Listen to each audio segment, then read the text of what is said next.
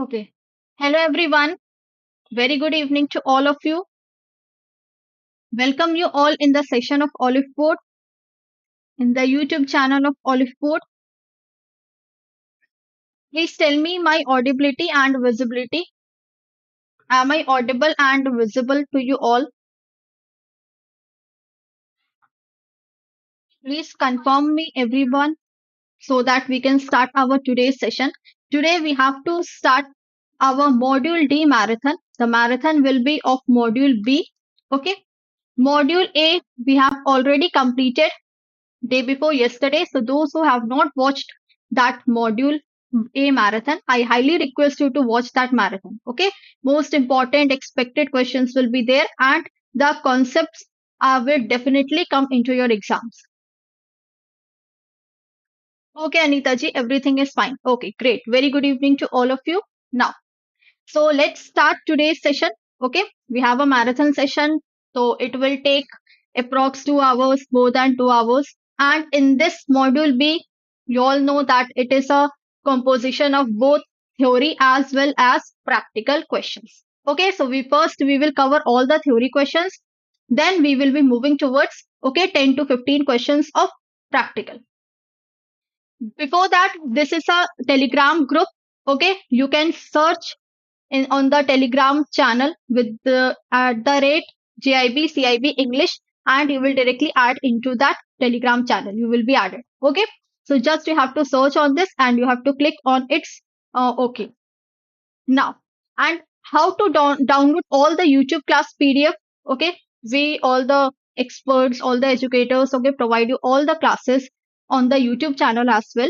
Okay, and we have two channels as well as first is the YouTube channel which comprises of Hindi only, and the second YouTube channel just now it has been launched. So in this channel you will be getting all the classes in English only on the demand of many of the bankers. Clear? So how to download YouTube class PDF? Simply you have downloaded the Oliveboard app if you have taken the paid classes. Okay, simply you have to go select the courses section and you will be getting all the YouTube class PDF over here. Okay, so this is the process by which you all can download the PDF of the YouTube class. Now, so let's start. So today's module is module B. The module related to capital budgeting, leverage, sensitivity analysis. Okay, all these things we will going to discuss in this module. So what simply you have to do is, okay, whatever the question comes, write the question, okay, and beside the question, write the option, what you feel, A, B, C, or D. So that sometimes what happens that the comments do come late. So we don't understand that whether you are answering which of the questions. So write the question beside it. Clear? So yes, this is the first question. Okay, write the question and write the answers. What is the primary goal of financial management? Tell me, the primary goal of financial management is what? Is it minimizing profits? Is it maximizing shareholders' wealth? Okay, shareholders' wealth. Is it minimizing cost or is it increasing the share of the market? Okay, I will give you 5 seconds to answer the theoretical part questions. Okay, kindly answer or else I will give you the answers. Yes, very nice, correct. That is maximizing shareholders' wealth. See, financial management, if you break these two terms, management means what? To manage anything. Okay, we have many things to manage. This is what we have studied in our module A, that how to manage the organization, how to manage your customers, how to manage your employees, all the resources. This is what we have studied in module A. Now, module B relates to what? It relates to the funds. Now, you have seen that how to manage the organization. Okay, the internal aspect. But now it's time that you will going to see how to manage the funds. Okay, how you will going to manage your earnings. Okay, and with this earnings, the definitely shareholders will also get benefit. Okay, so maximizing shareholders will. It's not minimizing profit. No. Minimizing cost. No. It is asking the primary goal. The primary goal is maximizing shareholders' wealth. Okay,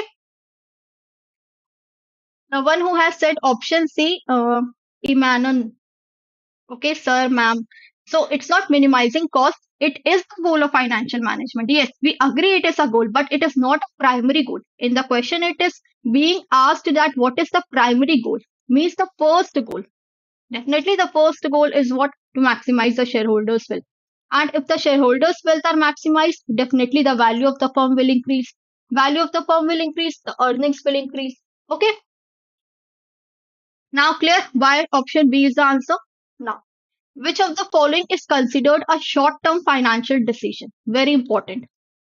There are two types of decision, long term and short term. So, short term decision consists of which type of activity?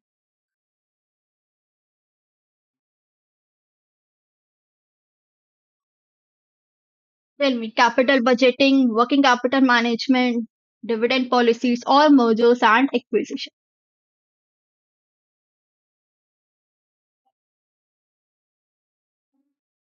Yes, Anita ji, Anita ma'am, very correctly you have said it is working capital management. See, what happens that you know that in a financial management, the owner of the business, he usually takes the finance manager, or you can say, okay, he usually takes three types of decision. What are those three types of decision? Can anybody tell me? Very important decision for finance. The one I am writing, finance decision. Now, rest of the decisions, right? Yes, Imananji, it's B answers. B answer of question number two. Okay, it is financing decision, then it is investing decision, and the third is what? Dividend decision. Okay, these are the three types of decisions a finance manager has to take for its firm. Now, in these different decisions, financing decisions,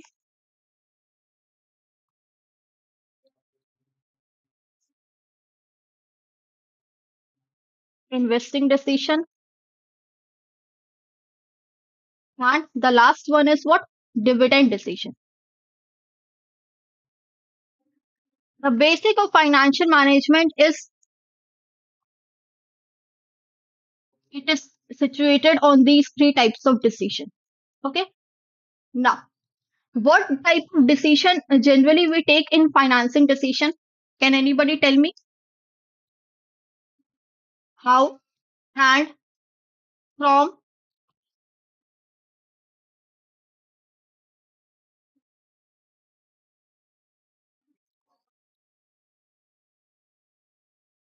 how and from where to procure funds?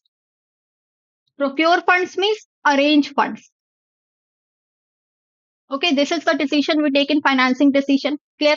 Now, the funds which we have collected, which we have arranged. Now, what to do with that funds? Where to invest? Okay, how to use such funds? How to use such funds? After using such funds, okay, at the end of the stage, what you will get? Ultimately, you will get the earnings. You will get the profit. Now, in dividend decision, what type of decision we take? We take the earnings which we have earned from the company, the profit which we have earned, how to distribute such funds, how to distribute the profit. Okay, these three different types of decision we take in these three type of categories. Okay, from how and from where to arrange funds? Okay, we arrange funds from various sources like cost of capital. Okay, you can say cost of capital. Then next is sources of funds. Okay, leverage, the composition of debt and equity, capital structure. Okay, so these are the various sources which we can arrange the funds. Now, in investing, okay, where to invest such funds? This in a long term or in a short term, where you will going to invest the funds. If you want to invest the funds in the long term, then you have to use capital budgeting. If you are investing your funds in the short term, then you have to use working capital. And this, the working capital was the our but answer of this particular question. Clear? Working capital management because the short term financial decision was being asked. And in dividend decision, what to do with the profit? Whether you will keep profit as retained earnings or you will going to distribute the profit as dividend to your shareholders. Okay, SH stands for shareholders.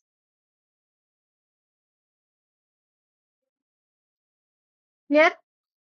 What Nitish ji, ma'am, may I come in? I don't understand. Yes, internal and external sources of finance. Okay, correct, Anita ji. So, okay, so for this, for investing decision, if we want to invest in short-term sources, then we use working capital. Okay, working capital, that is current assets minus current liabilities. The formula of working capital is current assets minus current liabilities. Clear? Clear this question? Okay, this was the importance. If the question will be of long term finance, then capital budgeting will be answered. And remember, capital budgeting decisions are irreversible. Okay, sometimes questions may come if they want to twist the question. So they may ask what type of decisions are capital budgeting. So capital budgeting decisions are irreversible. Means once you have taken the decision for the firm, for the organization, you won't reverse back. Okay, you won't correct it. So it is being said that if you are going to take any kind of decision related to capital budgeting, okay, think it twice, thrice, okay, four times before taking any kind of decision because these decisions are irreversible. Once you have invested money in any project, now will you go and ask that the manager, no, I have got any other project, I'm going to invest in there. Okay, that project will give me high returns. Will you do that? No, never. You will not going to do that. So once you have invested, you will not going to ask the manager, the owner to pay your money back. So that is why capital budgeting decisions are okay irreversible. Clear? Mm. Next question. Question number third. Now, tell me what should be the answer. The process of planning and managing a company's long-term investment is known as. See, question is same, okay? Only short term instead of short term, it is long term, and the question is being asked in a different way. Tell me. Just now we have studied. Correct. Very good. Option number C will be the answer because for long-term investment we use capital budgeting. Just now we have studied for long-term capital budgeting. Now, the time value of money concept is based on the idea that time value of money, TVM. Again, very important topic. Time value of money, or we can call it discounting.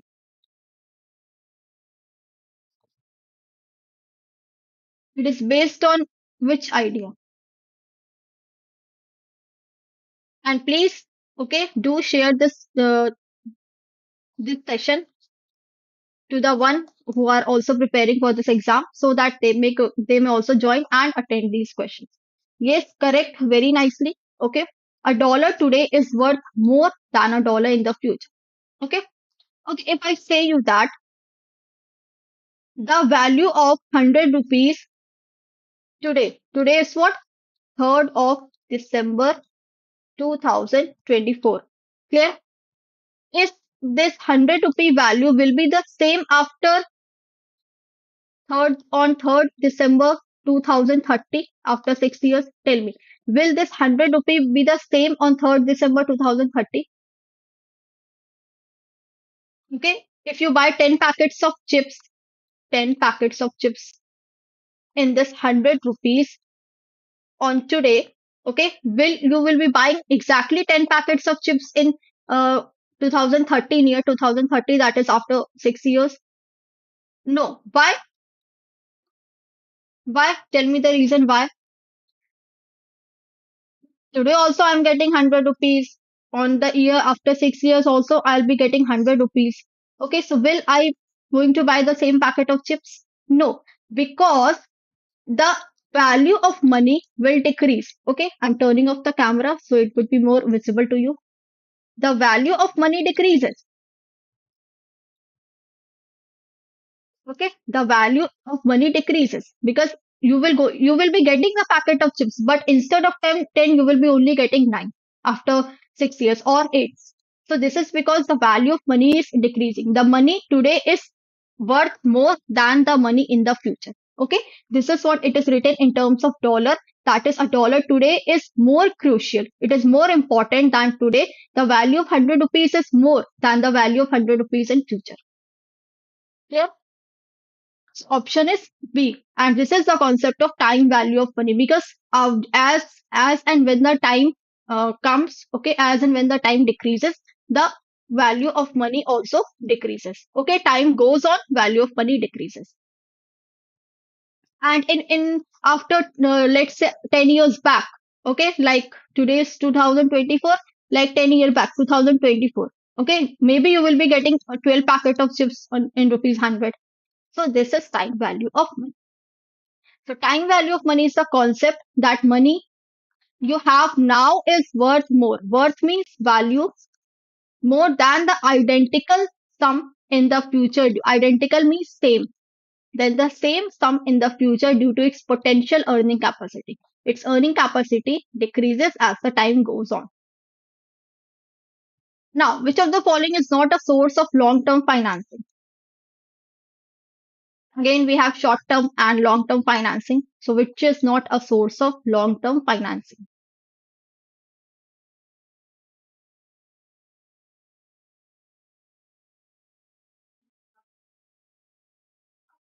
Tell me. And keep pen and paper with you all. Okay, practical questions will be there after, I think, after 40 questions. Okay, today we have approx 50 53 55 questions we have today. Okay, after 40 questions we will be come doing 15 or approx 12 15 questions of practicals. Okay, keep pen and paper with you. Yes, bank overdraft. So it is asking not a source of long-term finance. So bank overdraft is a feature which is not a long-term sources of finance. See, long-term, medium-term, and short-term. Okay, sources of finance means there are various types of sources by which you can arrange the funds. So from equity shares, preference shares, internal accruals, you can also say them as retained earnings.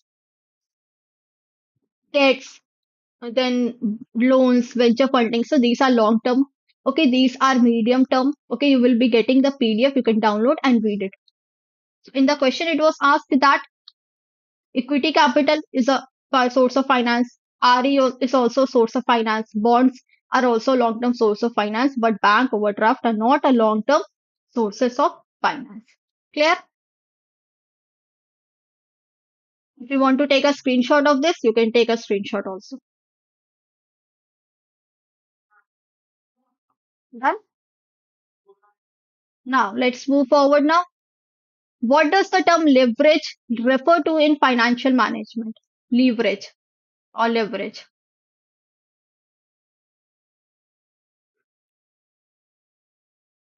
Then with the ability to generate sales, to use fixed costs, to use ability manage inventory effectively. Inventory means stock, or the use of debt to finance all the assets.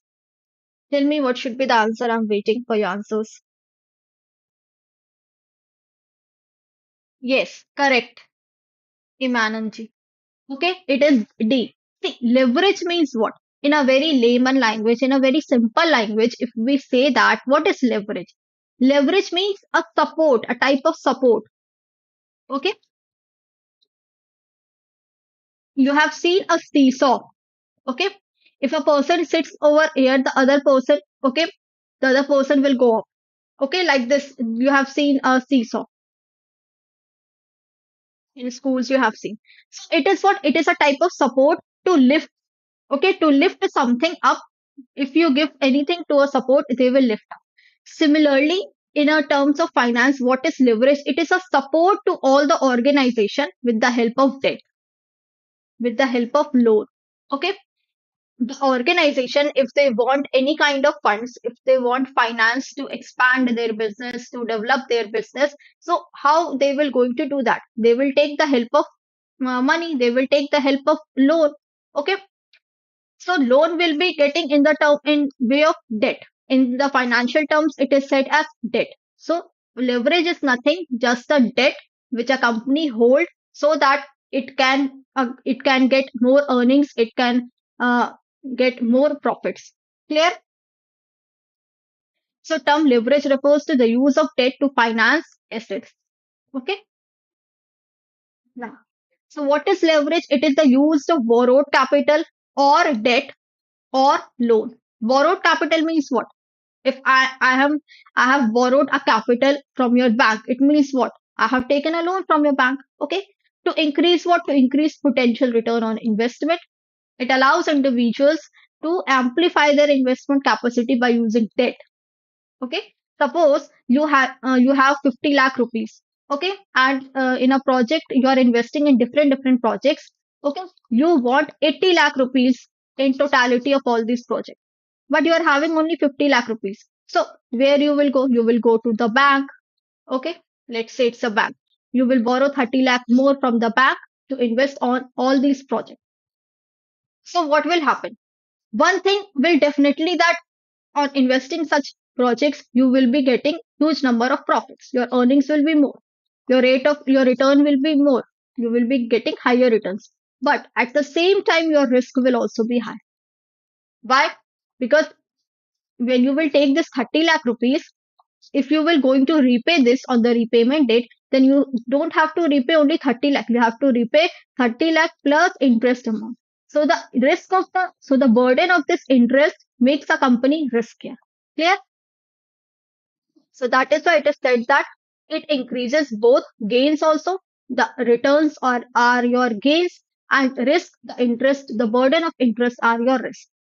Three types of leverage are there: financial, operating, and combined. Combined is the totality of financial plus operating. Clear? Hmm. Cost of capital is, what is cost of capital?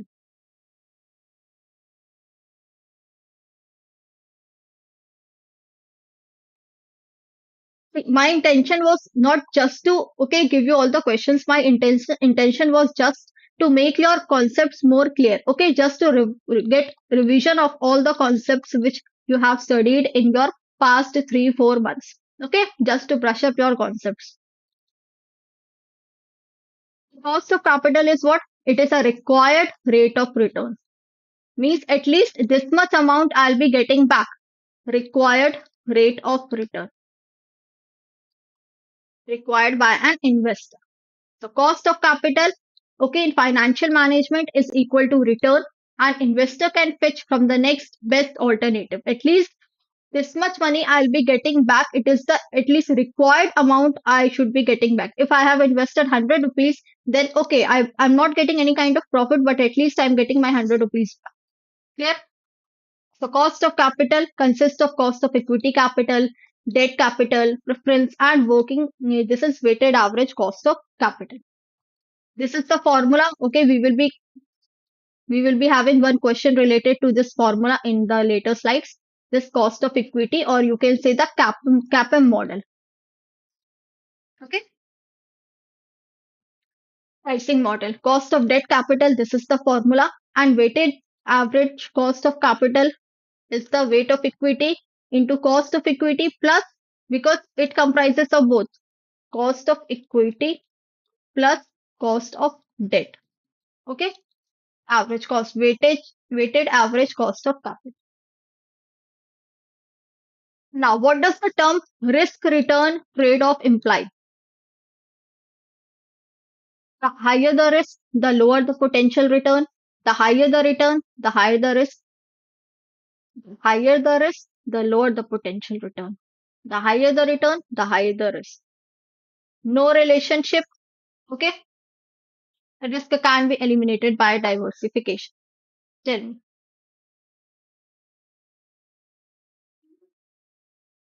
And please do share and like the video as well. Okay, if you have not liked it, right till now, please like the video.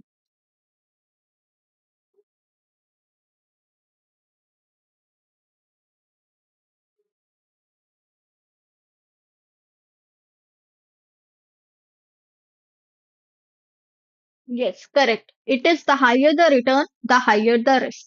Okay, if the more the risk is, the return will be high. That is risk return trade-off.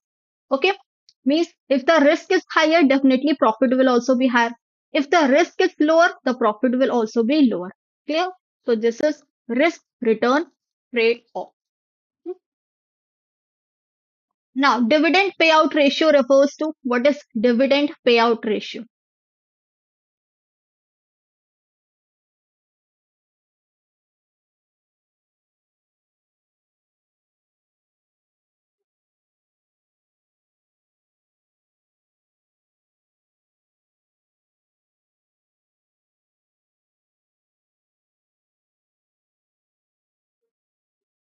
Yes, very nice. Correct, Anita ji. Very good. A. Dividend payout ratio means what? Payout means what? What do you mean by the term payout? Means you are paying it. Okay? You are giving it. You are giving what? You are giving dividend. And dividend is what? Amount of profit. Okay? It is a profit which is to be given to the shareholders. Which is to given to the shareholders. That is known as dividend. So dividend payout ratio means the portion of your earnings paid out as dividend to shareholders. Suppose after setting up all the liabilities, okay, you have your profit is left, let's say 5 lakh rupees. Okay, you are earning 5 lakh rupees. So in this 5 lakh rupees, how much dividend you are going to distribute to your shareholders? Okay, 10% dividend. Okay, 20% dividend. It depends on their shareholders. If they are preference shareholders, okay, their dividend will be, if preference shareholders, their dividend will be fixed. In most of the cases, their dividend will be fixed. Okay, 99% cases. If they are if the shareholders are equity shareholders, then it may fluctuate depending upon the scenario. Okay, if the company has earned less profit, they will be provided less dividend. If a company has earned more profit, they will be provided more profit. Okay, but in case of preferred shareholders, no matter how much company is earning, if they have their dividend fixed at 10%, if they are earning 5 lakh rupees, still they have to pay 10%. If they are earning 1 lakh rupees, still they have to pay 10%. Clear? So the remaining amount, the portion of the profit, okay, which you have to distribute to your shareholders, it is known as dividend payout ratio. Clear? Now, which of the following best describes a bull market? Okay, if you have read about the stock market, you know what is bull market. Tell me, falling, it represents a falling prices, rising prices, high interest rate, or market which is having very low liquidity.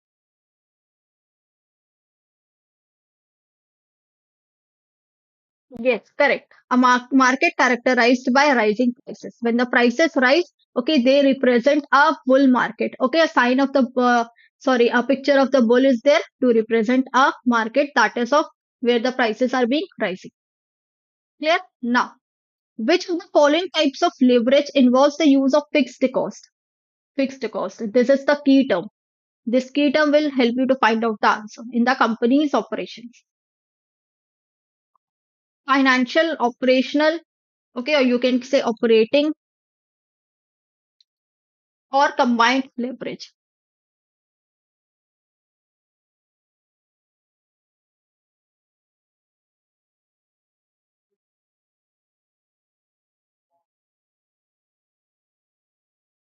Yes, Anita ji, correct. It's operating leverage. It will tell you your fixed cost. Okay, how much fixed cost you are being used in your firm. So financial leverage, it is a borrowed money. We have done this. How it works?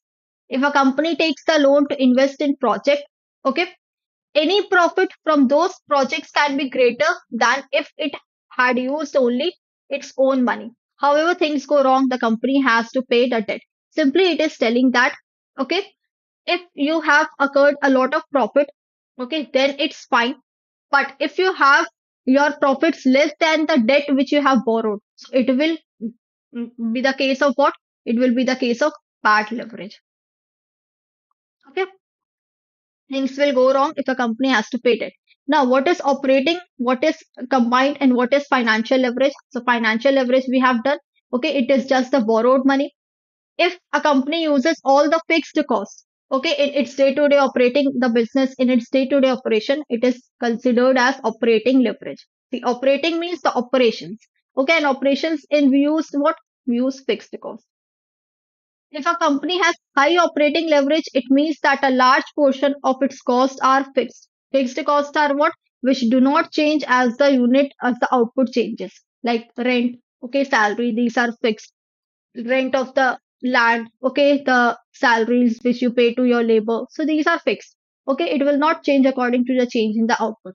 Whereas variable costs are those costs which will change according to the change in the output. Here, what is combined? Combined is the combination of fixed leverage plus operating leverage. You can also say combined leverage or you can say total leverage. Clear? So in the question it was asked of the fixed cost, it is operational leverage. Now, which financial ratio is most commonly used to measure financial leverage? Tell me, we have read one word in the financial leverage. In operating leverage, we have read fixed cost. What was in financial leverage? There was one word, if you remember in previous slides. It's ROE, debt to equity ratio, current ratio, or PE ratio. So it is debt to equity ratio. Okay, see, use borrowed money debt, increase the return on the investment. So, which is used in financial leverage, which kind of financial ratio? That is debt to equity ratio. Clear? Now, next question. If a company's earnings before interest and tax, that is EBIT, is less, okay? If EBIT is less than its interest payment, the company is said to be, if interest payment is more and EBIT is less, so company is said to be what? Under levered, over levered, okay, efficiently leveraged, or fully leveraged.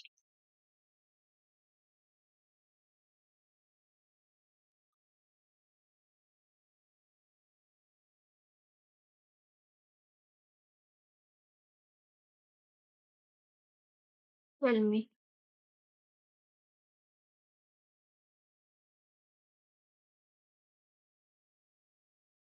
14th question. No, it is 13th question, Anita ji.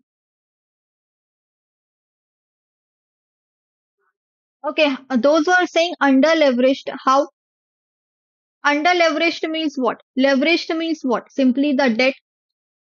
Okay, if we talk up in a very simple language, under leveraged means what? Debt is less. Over leveraged means what? The debt is more. So simply, if you understand with this equation, it is asked that the company's earning before interest and tax is less. Means if interest and tax is, let's say, 50,000 rupees and interest payment is 51,000 rupees. Okay. So interest, you have to pay interest more. It means the burden of interest is more in your company. And if the burden of interest is more in your company, it means the debt uh, which you have taken from the bank or from any other financial sector or from your any debenture holders, that is more. It means it is over leveraged. Here, clear how the option B is answer and how option A is not answer. Tell me, Imanan and Anita ji.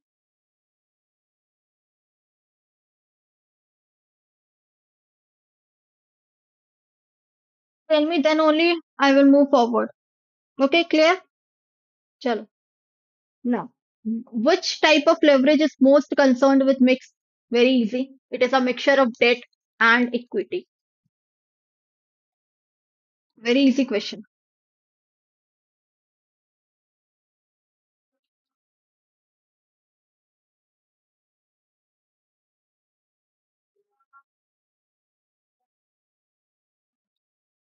Come on, quick, very easy question. It is mixture of debt and equity is what? Combined leverage. Okay.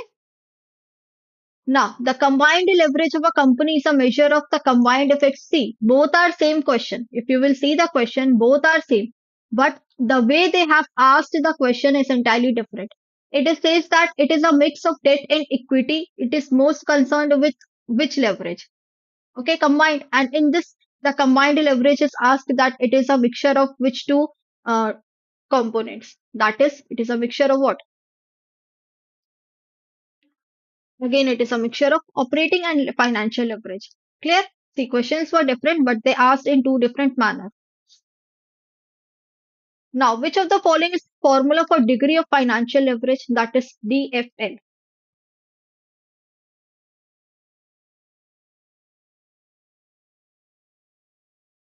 What is the formula of percentage change in EBIT upon sales, percentage change in EPS upon EBIT, revenue upon EBIT, or total assets upon change in liabilities? So we are talking about financial leverage.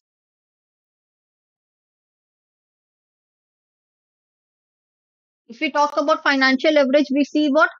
We see the value of the shares. Okay. So that is a percentage change in earnings per share upon percentage change in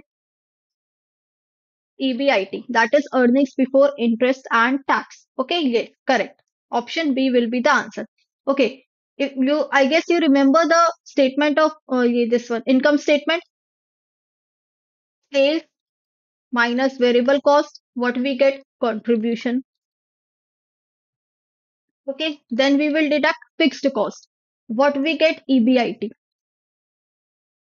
Then we deduct interest. What we get? EBT.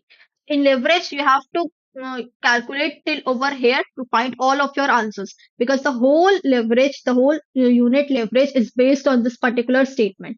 Okay, income statement, income chart or income statement chart. Here, if you will deduct tax, you will be getting earnings after tax or profit after tax. And this profit is being distributed among the shareholders. First, they will give to preferred shareholders. Then, whatever amount has been left, they will distribute to their equity shareholders. Okay. And how to find the number of shareholders? Okay. Simply, you will divide with the number of shareholders. You will be getting the value of per share. That is EPS. Okay. Clear? Tell me. Let's move to the next question. If a company's degree of operating leverage is greater than 1, it means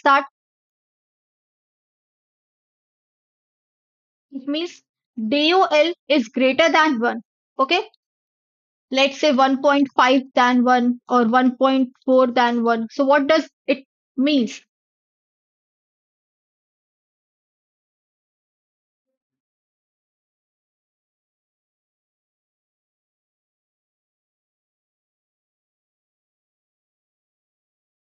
Tell me what should be the answer of question number 17. It means a change in sales will lead to a more than proportionate change in EBIT. Okay, a change in sales will be high than the change in EBIT. We are talking about operating leverage. So in operating leverage, we talk about debt. No, we don't talk about debt. We talk about what? Fixed cost. We talk about what? Talk about EBIT. Clear? Tell me. Should I move forward now? Yes. Now, which capital budgeting technique focuses on the time value of money and uses discounted cash flows to evaluate investment projects? Which capital budgeting is focus? They focus on TVM, that is time value of money. Tell me.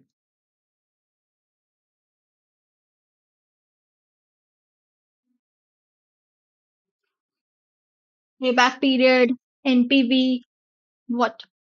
Yes, correct answer. That is NPV. So it this method, okay, this met method takes the consideration of TVM, that is time value of money. So there are two types of capital budgeting techniques. One is traditional, one is modern. Traditional means what? Old, conventional, okay? And there are some modern techniques as well as. So in traditional, it is a payback period method and average rate of return. Net present value, it comes in modern method, then IRR, then MIRR, that is modified IRR, and profitability index. Clear? So these four are the methods of modern techniques, whereas payback period, and they do not consider the discounting method. That is, they ignore TVM and discounting. Clear? But rest of the methods, which are modern methods, they do consider discounting the time value of money. They take into consideration time value of money. Now, the payback period method is used to determine what does the payback period method, the methods of capital budgeting. Tell me.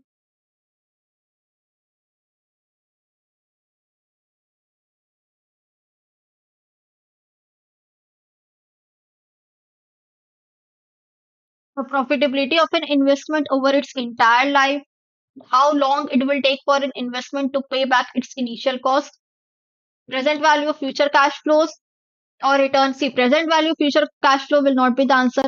Why? Because just now we have studied that it ignores TVM, time value of money. So payback period is what? Pay back. See, if you will break this word, you will be getting pay back. Means whatever amount you have invested, okay? Suppose you have invested 1 lakh rupees. So this 1 lakh rupees you will be getting back in how many years? In how many years you will be recovering your 1 lakh rupees? You will be getting back,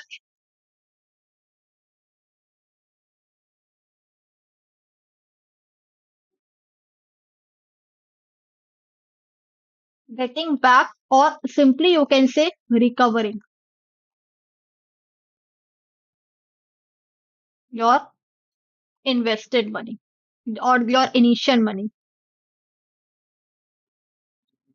This is what payback period. That is how long it will take for an investment to pay back its initial cost. Clear? Tell me. So the payback period is the time it takes for an investment to generate cash flow sufficient to recover its initial cost. The initial cost, if I want to recover my initial cost, is how long it will take, and the amount, the quantity it will take, that quantity describes the payback period. Okay. So the time value of money, okay, it disregards means it ignores, okay, and capital budgeting, because it is a method of capital budgeting, so it will come under the traditional method of capital budgeting to help the management to choose between different projects. Okay, suppose I have invested in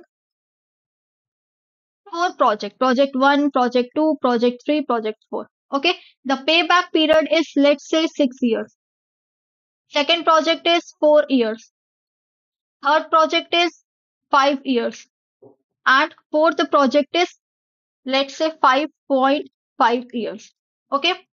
So now tell me which project is good. Okay. On which project I will be investing the money, 1 lakh rupees. Tell me quick. These are all projects. Okay. Project 1, project 2, project 3, project 4. Which project will be best for investor?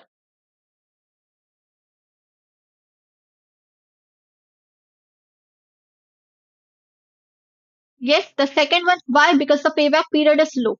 So the decision making of payback period is what? Lower, the better. Means as soon as you recover your money, that will be best. It means lower the better. The one whose payback period is very low, that will be best for us. Okay. So this is the concept. Don't think that the one who is having large amount of means large value the more value, highest value, that will be good. No, payback period says that whenever you have, whatever you have invested, money you have invested, you will be recovering that money in which year? Okay. So in second year, I'm in the fourth year, I'm recovering my 1 lakh rupees. So this is very low year for me. Okay. The period is very low. So lower the better is the decision making of payback period. So I'm going to select this project 2. Clear? Tell me. Okay. I'm giving you one question over here only. Okay. Just tell me what should be the answer. Let me erase all this.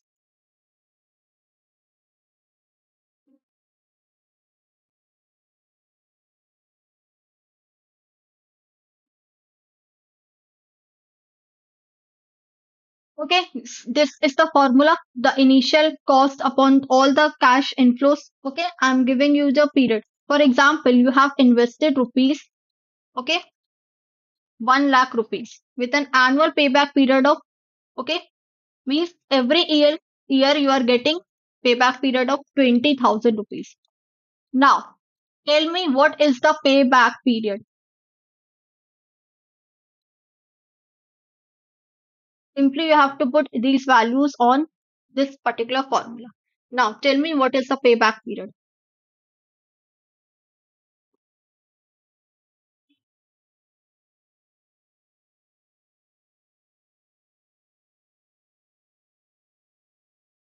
Yes, very nice, Sushil sir. Correct answer. See, 1 lakh. This is my initial investment. Okay. And every year I'm getting 20,000. So I'll be recovering my money in which? In the fifth year. Okay. So 5 years is my payback period. Clear? Now, next question. It is of IRR. It's the discount rate that,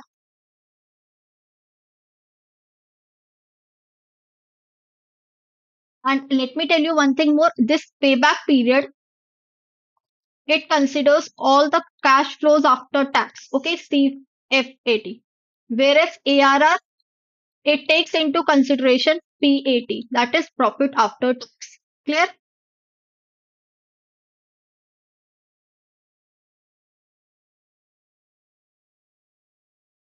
Now, tell me this question number 20.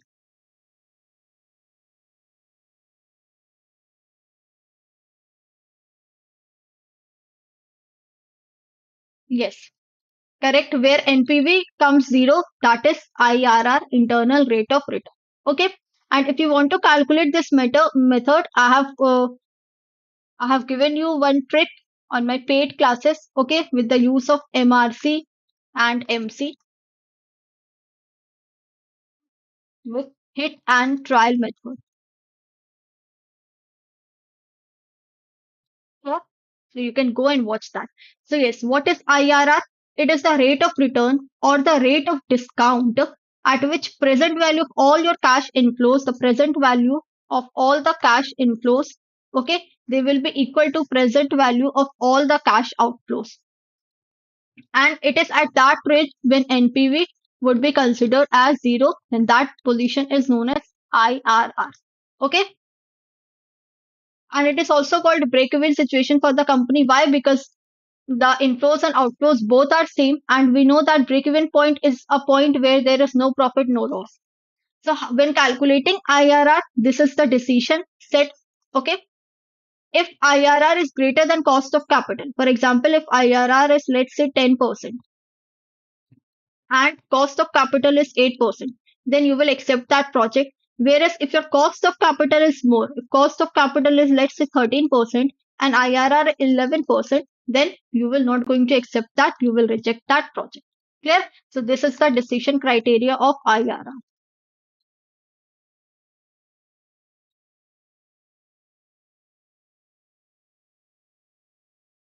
Now, which of the following is a major advantage of using the payback period method? Again, very easy question.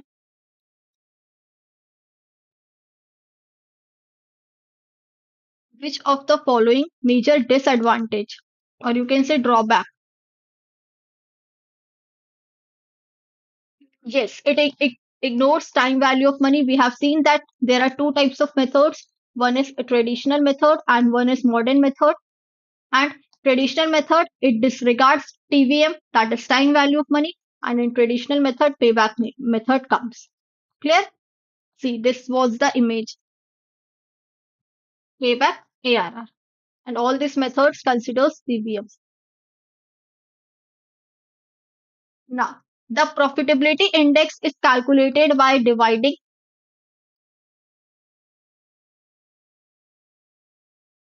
Okay, after a few questions, we will be having our 10, 12 practical questions as well.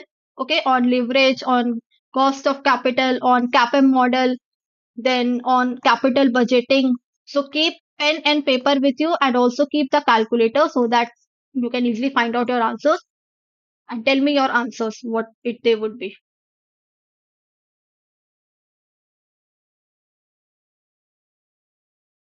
Tell me what should be the answer.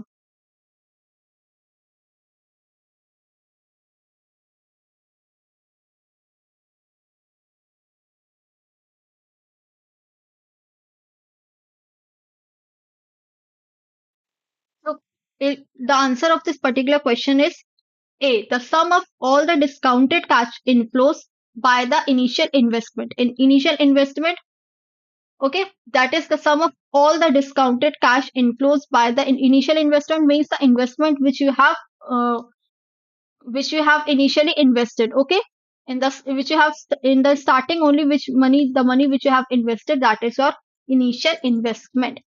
So present value of all the future cash flows divided by initial investment. This is the formula of profitability index. Okay. So this is an index that represent, okay, the relationship between what? The relationship between the cost, the value of the cost and the earnings of the cost. You can say the benefit of a cost. Here it is also called value investment ratio or profit investment ratio.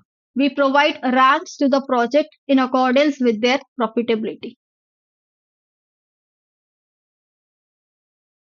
Their profitability index, suppose we have different projects. Okay. So the one whose profitability will be higher, you will going to accept that project. Clear?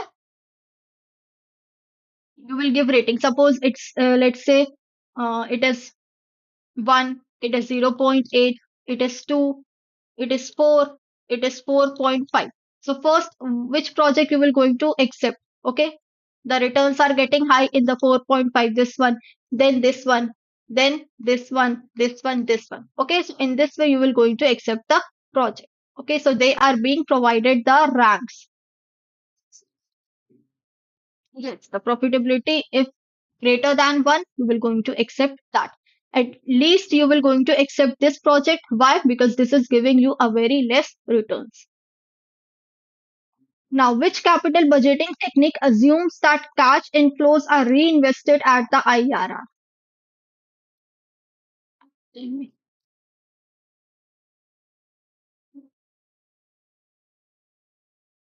Is it net present value? Is it IRR, profitability index, or payback period?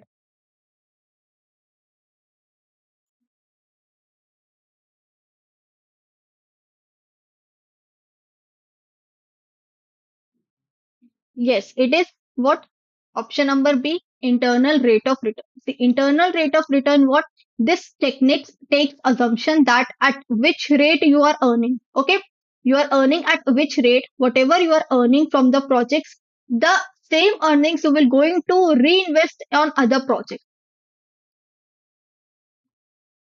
Suppose we have earned, let's say, 10,000 rupees. Let's take an example, 10,000 rupees or 10% of any project. Okay. So this 10,000 rupees you will going to reinvest on other projects as well at the IRR project in your business. On other project means on IRR. Okay. So this is just an assumption. It is not possible every time that whatever you have earned, you will going to invest again in the same IRR, in the same IRR. No, it is not possible. Okay. So this is the limitation. And to avoid this limitation, okay, limitation of assumptions, we calculate for this MIRR. So this is just an assumption. To avoid this assumption, so we need to calculate MIRR. So what it is being assumed that all the cash inflows which you have, all the cash which you have uh, earned, so they are reinvested at the IRR of internal rate of return. Clear? Now, question number 25, it is on the mutually exclusive project. If project A has a higher NPV than project B, so what should the company do?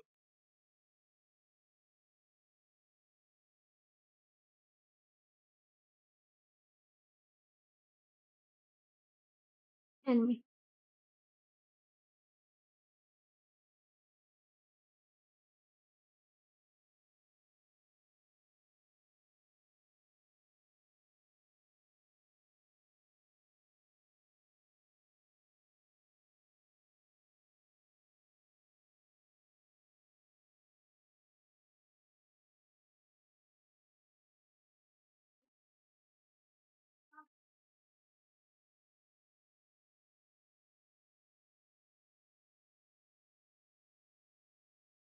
So mutually exclusive projects means what? See, you can't take the benefit of from both of the projects at the same time. Okay, so mutually exclusive means if you're taking one project, then you have to ignore the other project.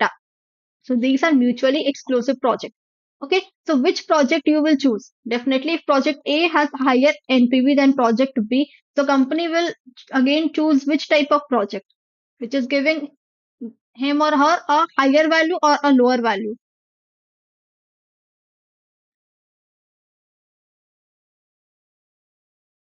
With me 25. Okay, now I'm getting all the comments. Yes, accept project A and reject project B. Why? Because project A has higher NPV and we know whose NPV is higher, we accept that project, and whose NPV is very low, we reject that project. Clear? Now, in capital budgeting, if the IRR of a project is greater than the required rate of return, just now we have done if IRR of a project is greater than the required rate of return, the hurdle rate. Okay, so the project should be what?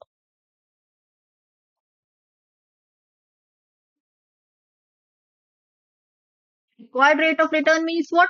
Cost of capital. So what we do in this case, suppose IRR is 12%, okay, and required rate of return is 10%. So what we do in this case? Yes, correct. We accept that project. See, just now we have studied in this figure, the IRR is what? It is greater than the cost of capital. Cost of capital means what?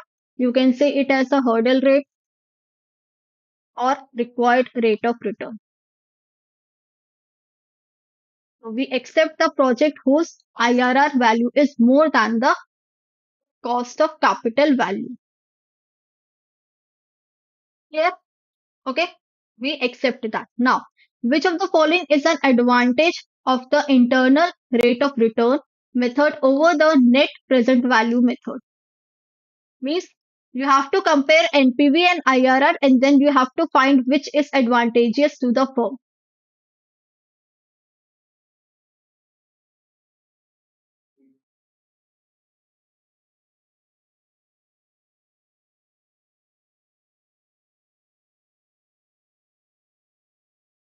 So both methods follow what?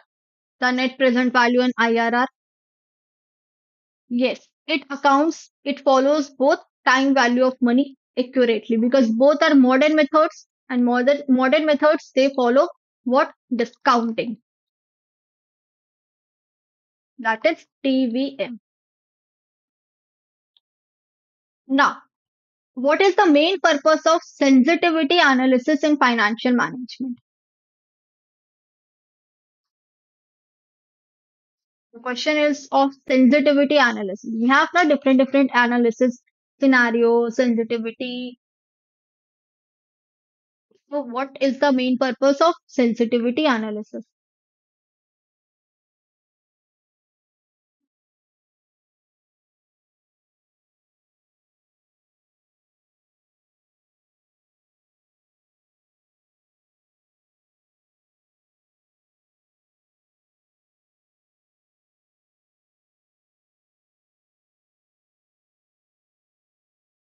Yes, yes, Sushil ji, Anita ji, Imanan ji, correct. To evaluate how changes in key variables affect the profitability of the project. Okay, so what is sensitivity analysis? Can anybody tell me what is sensitivity? Comment it down and tell me.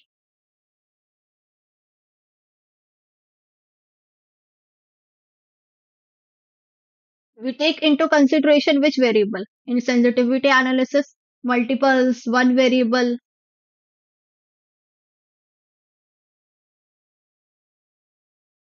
Tell me.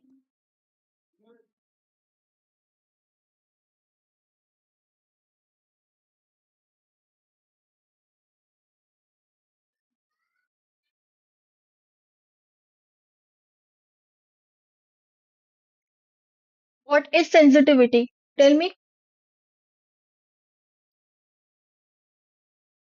Sensitivity is what this analysis is done that it defines the impact of one variable on the profitability of the project. Only one variable on the profitability of the project.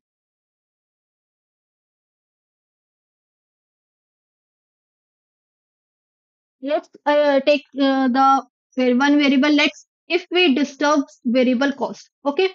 Suppose if we take variable cost and we take in different forms. Like variable cost is uh, let's say rupees 50. Okay. Sometimes we change it and we do 60.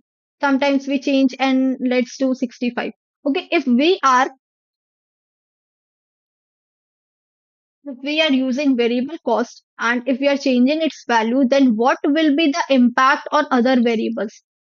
By disturbing one variable, we see that how other variables are reacting, how their responses are. Okay, so the impact of one variable will be seen on all the profitability of the project. Okay, because everything is linked to each other. If one gets disturbed, the whole project will also get disturbed. So sensitivity means how sensitive it is that if we take one variable, if we disturb one variable, then what will be the profitability of the project? Okay, so to evaluate how changes in key variables affect the profitability of the project. Clear? Tell me. Done?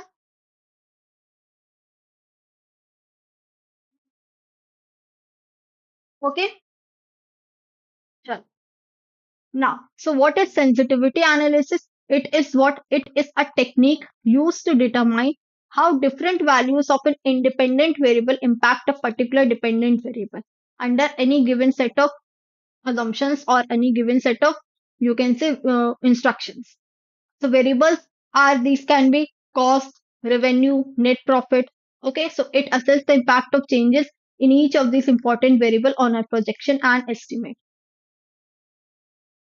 If we change single variable, what will be the impact on other variable as well? Yes, correct. Sushil ji and Anita ji, correct. Now, now next is scenario analysis. Okay, we have three types of scenario now. In this case, how business will going to react. In this case, how business will going to react. And in this scenario, how business will going to react. We have three types of scenario. So it differs from sensitivity analysis in that scenario analysis is what?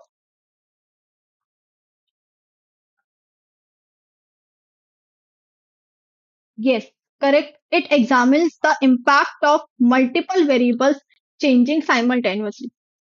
There in scenario in sensitivity we take only one variable as a factor, whereas in scenario we change multiple variables. We change the cost also, we change the profit also. Okay, we change the tax also, we change the variable cost also. Means we change multiple variables and just changing simultaneously, and then we see the impact. Clear? So option B will be the correct answer. The scenario analysis is this method is an extension of a step forward to the sensitivity analysis where only one variable was changed in sensitivity. In sensitivity, only one variable was changed. Whereas in scenarios, okay, in different scenarios, we changed multiple variables. in best scenario also, in next is in normal scenario also, and in the worst scenario also. Clear? How my business will going to react in the best? What will be the best scenario? What will be the normal scenario? And what will be the worst scenario? Okay. Optimistic is it assumes the best scenario. Pessimistic is worst, and most likely you can say it's a normal. Okay. Assumes the best case scenario that issues will not occur. It is the best case that no issue will be occur in our organization. Everything will go smoothly. Most likely, okay, that issues do come, but we can handle those issues. Okay, and based on how long the task usually take under these normal circumstances. And pessimistic is worse. It is pessimistic. It assumes that worst case scenario that issues will definitely occur and this will not be going to resolve soon. Going to resolve soon. Clear? So there are three types of scenarios. Remember in scenario analysis. So it is particularly useful for two, three questions will be related to scenario analysis. I guess question has been repeated or what? No.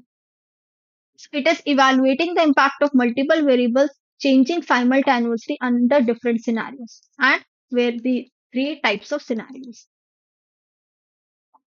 Now, next question. What does the best case scenario assume? Best case scenario. Very easy.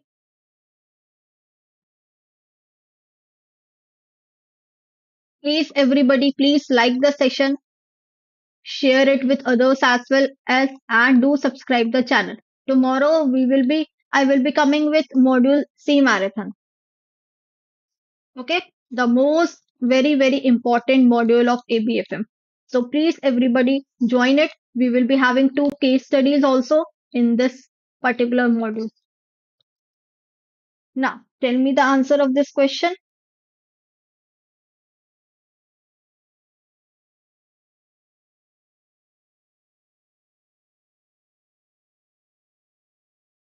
Yes, C, 31C, yes. All variables will perform better than expected. Okay, will experience all variables will perform worse. It is the worst case, worst scenario. Now, worst case again,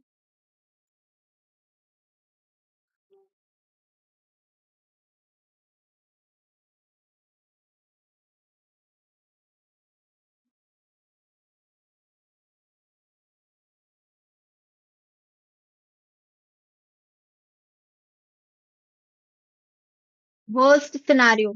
Very easy. Tell me fast.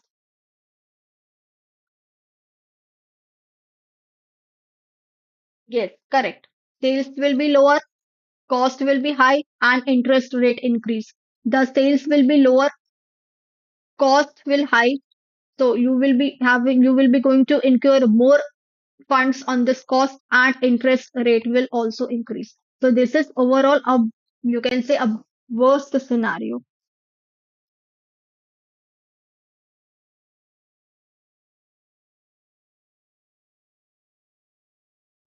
Okay. Now tell me if the sales are high, okay, cost is low and interest rate is also low. Which type of scenario it will come in?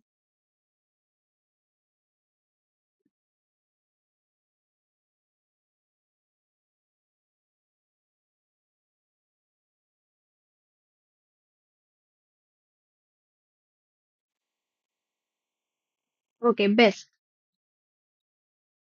Suppose sales are high, okay, cost is let's say a stable, okay, let's say equal. How much you are spending, you are getting that much. Okay, cost is equal and the interest rate is high. What will be the scenario?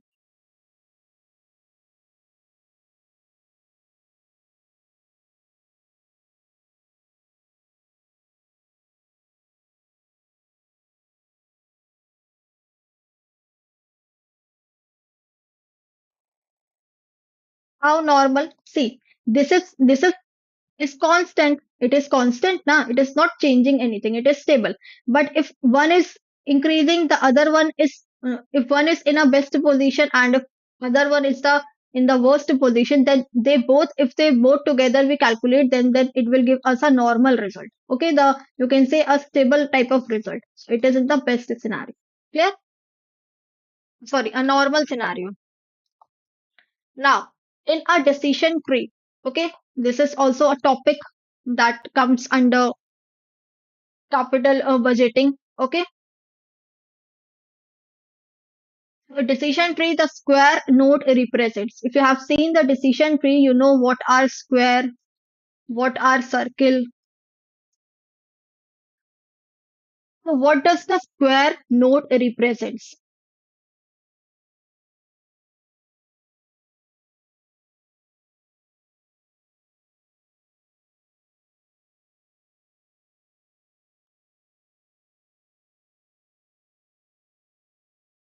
Have you seen decision tree? Have you read this topic in ABFM?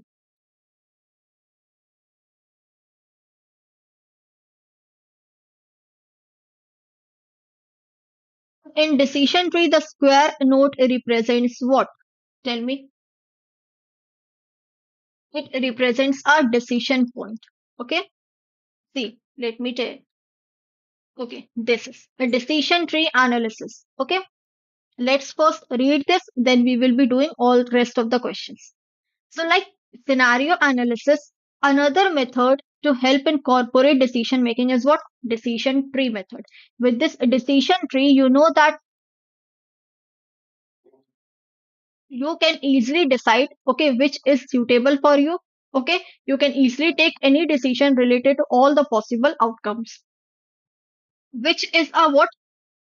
Graphical representation of possible outcomes. Decision tree analysis is a graphical and analytical method used for making decision based on various possible outcomes. So it is just a graphical representation of what of all your decision making for on what type of decision you will going to take. This square and this circle will represent all of your what decision making. This square.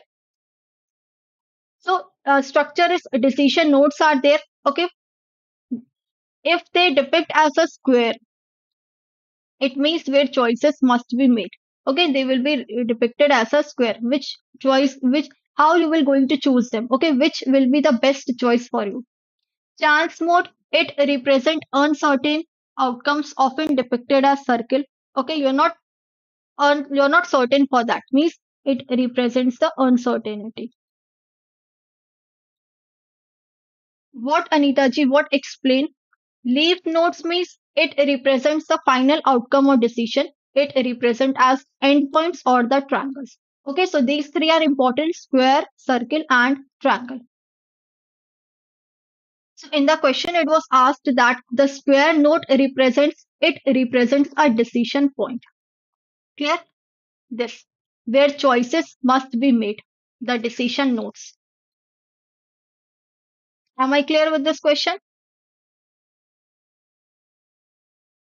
Now, if I will say that what does a circle node in a decision tree signify? Now tell me.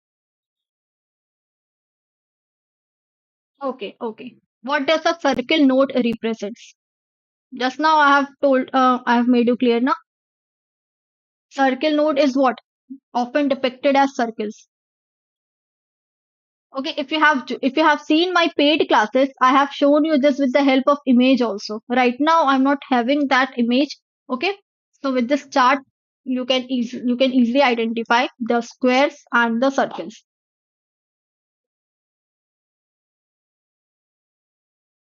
Yes, so it represents uncertainty. So that is a state of uncertainty or chance. You're not uncertain, you are not certain on any point. Okay, you don't know whether this decision will be best for my company or not. If I am taking particular decision, okay, be it will create benefit for me or not. So you're not certain, that is uncertain, and that represents a circle. Now, simulation analysis. See, scenario analysis, Okay. Then what we have done? One was what?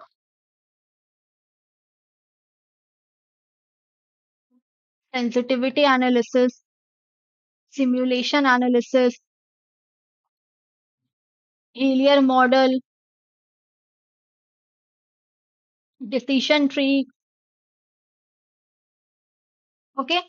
So definitely one or two questions will come from all these five, or and there is one more topic, five, six topics. The questions will definitely come. Okay. Not every topic, not the questions will be coming from every topic, but yes, two, three topics will definitely come in the exam because they all are important from the examination point of view. Clear? Now, so what is simulation analysis? And tell me the answer of this question. Which of the following is an example of a variable that could be modeled in a simulation analysis?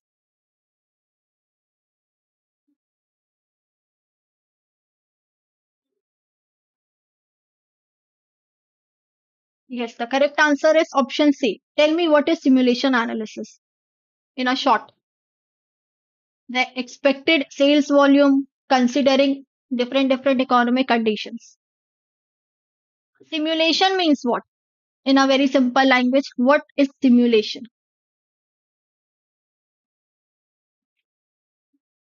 A dummy type structure.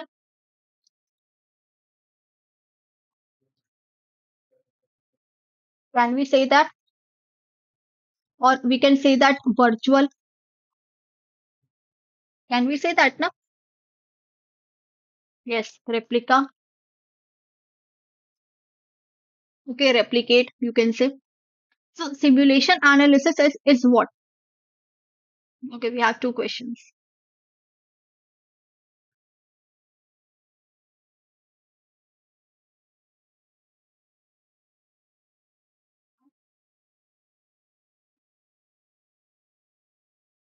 So basically, a simulation analysis is what, in a very simple language, if you will learn. So it is basically it is a technique that uses different models, different data to imitate. Imitate means you can say to copy. Okay, to copy that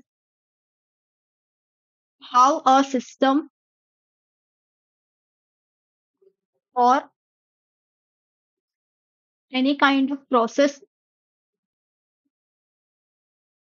will operate in the real world. See, in a business organization, you have multiple of data. Means multiple in the sense you can't even count that those data. You have multiple of data. So on if you will going to pick up one data and you will put it on the model and you will going to train the model and you will after that you will be getting the desired result. So it will take a lot of time because you have a lot of different type of data.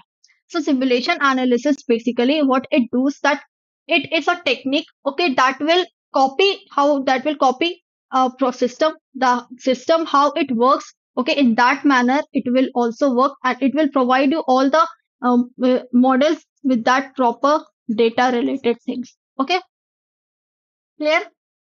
So how that process is operating in the real world, it is just a imitation of that process, a simulation analysis. A virtual environment is being created, okay, where a numerous multiple of data is being prescribed. You can't keep all the data in one side. Okay, you can't work on every data.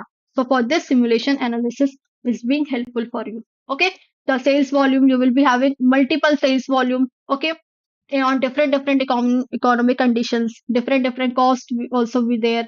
Okay, the fixed cost will be there. A lot of numerous data will be there in the organization. So for this we use simulation analysis. Now, so in which kind of situation simulation analysis is used? The outcomes are deterministic and predictable. Okay, so simulation is only used when you can't predict anything because when can you predict anything? When you know that thing. Okay, when you have read all the things, all the environment you have read, okay, all the data you have read, then only you can predict, then only you can forecast the things. But when the data is not available, Okay, when the historical, when the past data is not available to you, and or when it is unreliable. Unreliable means what? When you can't rely on this, then you will use simulation analysis, okay, to obtain such kind of problem solutions in the situation called where the proper data is not allowed to you. Clear?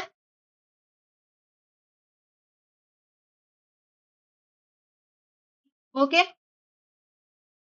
Now, till here it is clear to you.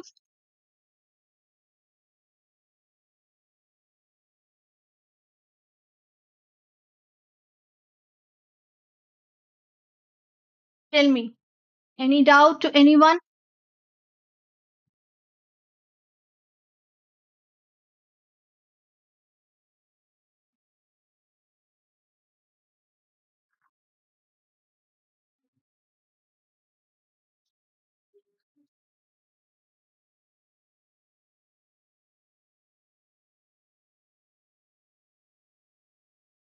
Okay, so now all this.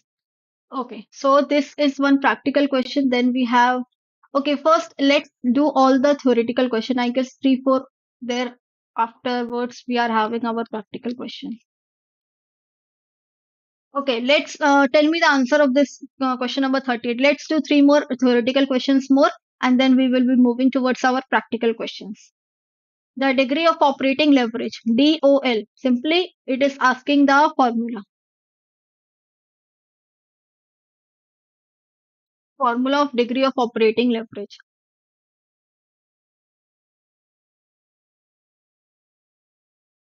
Yes, contribution upon EBIT. Now, next, degree of financial leverage.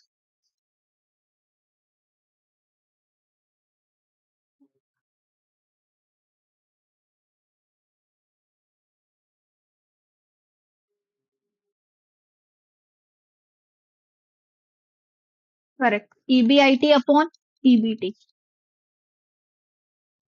No. Scenario analysis is considered under scenarios such as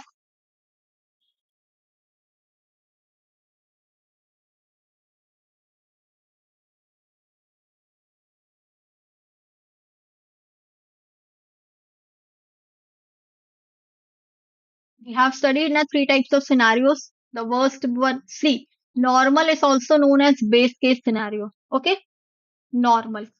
Worst means pessimistic. If sometime this word comes, don't get afraid. Okay, pessimistic also means worst. And the best is optimistic. Yes, so option D will be the correct answer. Now it's time to get started with all the practical questions. Okay, so this is one practical questions. Come on. I will write the statement, income statement over here, and just you have to put all the values and you have to solve and tell me. Sales minus variable cost, it comes contribution. Then, if you will deduct fixed cost,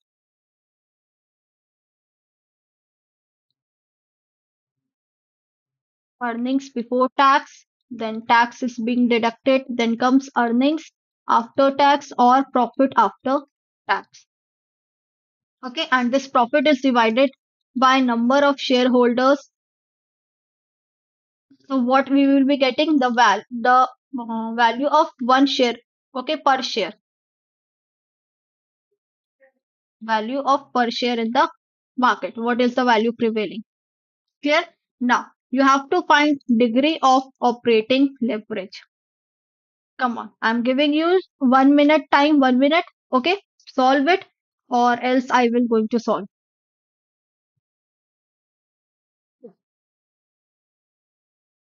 The formula is written over here, and degree of operating leverage. Just now we have done its formula. So it is contribution upon EBIT. And all these answers are in times.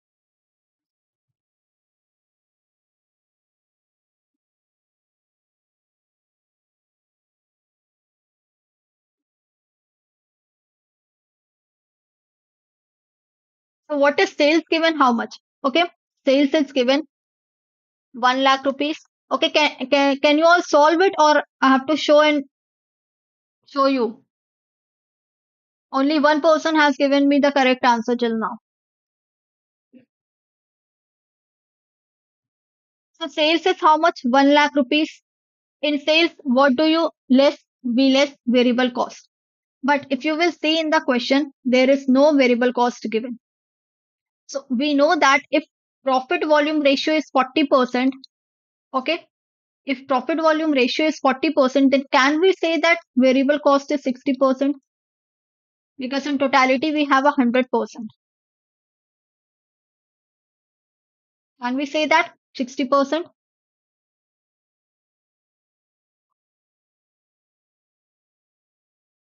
Okay. So if variable cost is 60%, so 60% is what? 60% of what? Sales.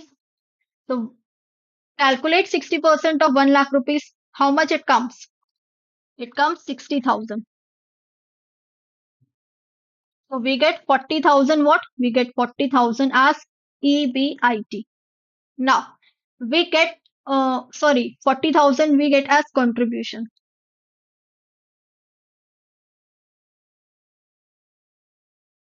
It is contribution. We get one part of our answer, that is 40,000. Now, how to calculate EBIT? If we deduct fixed cost, then we will get how much?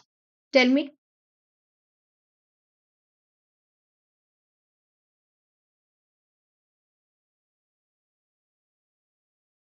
Fixed cost is how much? 20,000. Simply deduct 20,000. How much comes? 20,000. That is EBIT. So now we have got our EBIT also, we have got our contribution also. Simply put it in this formula. Degree of operating leverage formula is contribution upon EBIT. Contribution is how much? 40,000. EBIT is how much? 20,000.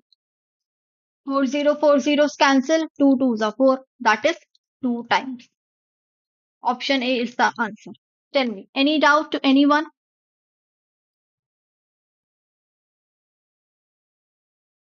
Here, this particular question is clear to you. Simply, if volume ratio is given to you, okay, then simply deduct 100% minus 40%, 60% comes. That is your variable cost. Clear? Right? Everybody write yes, then only I'll be moving forward. If it is clear to you, quickly write why.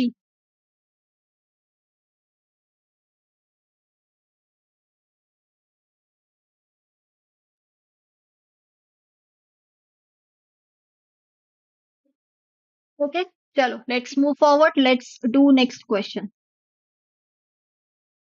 Now, next question is, now you have to find degree of financial leverage. In the previous question, it was degree of operating leverage. Now, degree of financial leverage. Okay, again with the help of same chart.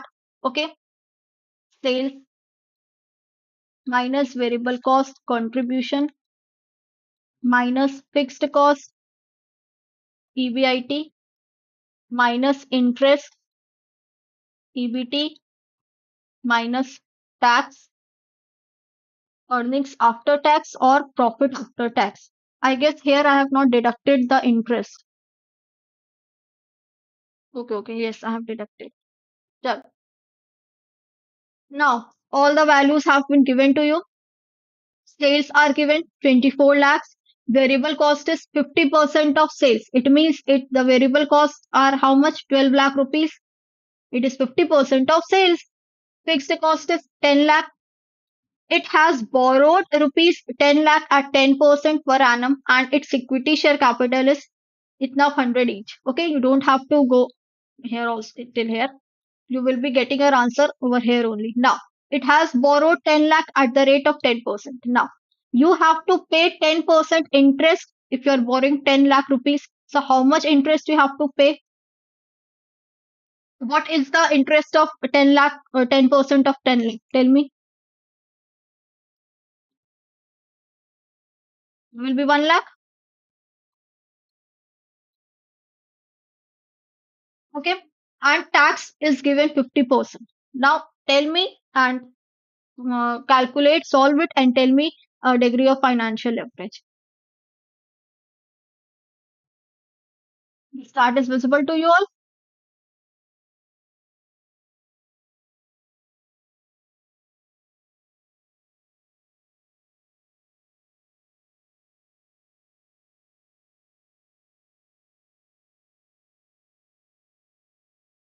Yes, Anita ji and Sushil ji both have given the correct answer. It is again the answer is 2 times. Now, 6 more students, please calculate and you also tell me that what is your answer.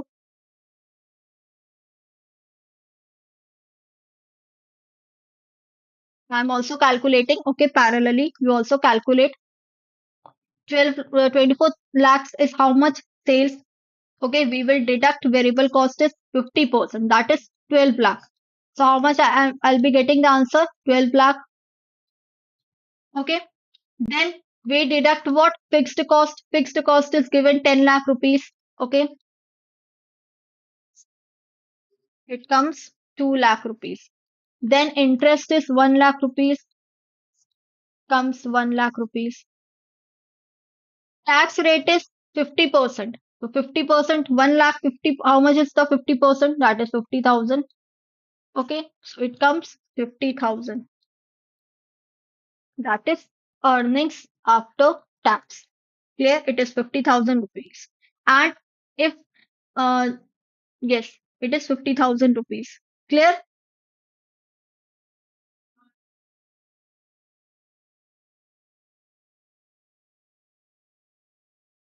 And if you will see this question, okay, I need to explain one more extra point over here. In the question, it says that equity share capital is rupees 10 lakh rupees 100 each. Okay. So now how many number of equity shares are there? 10 lakh of 100 each means each equity share will be the value of 10,000 rupees. If you will, in this 50,000 rupees,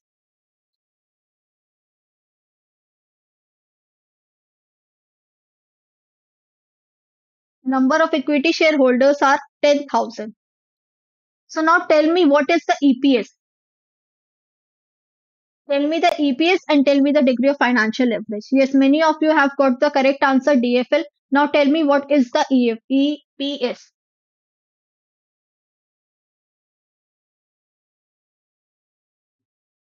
EBIT is how much? 2 lakh rupees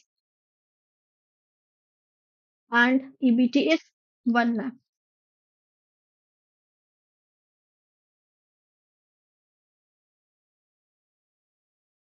Solve and tell me EPS. Earnings after tax is given 50,000 rupees.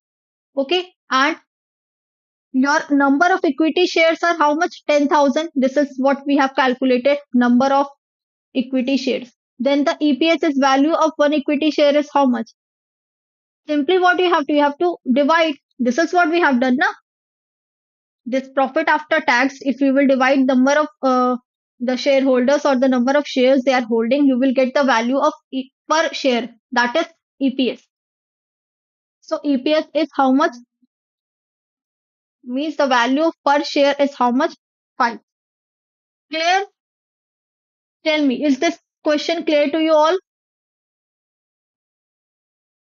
This was the formula of DFL. Done?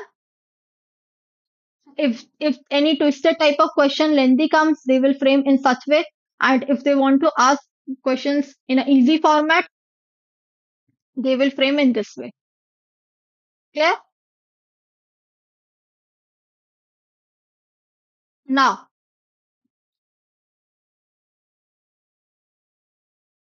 Now, next question. Degree of operating leverage. A company sells 1,000 units of product X at rupees 50. Okay. So sales you need to calculate. Variable cost is again given 30 per unit. That is rupees 30 per unit. It is a value of per unit. Okay. and fixed cost is given 15,000. You know the chart, okay? I don't need to write again and again. Now, calculate and tell me degree of operating leverage. Okay, let me revise it. Minus variable cost, contribution minus fixed cost.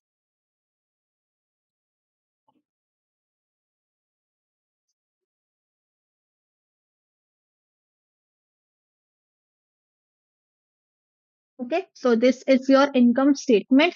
Now put all the values and remember the value is given per unit. Okay, so solve it carefully.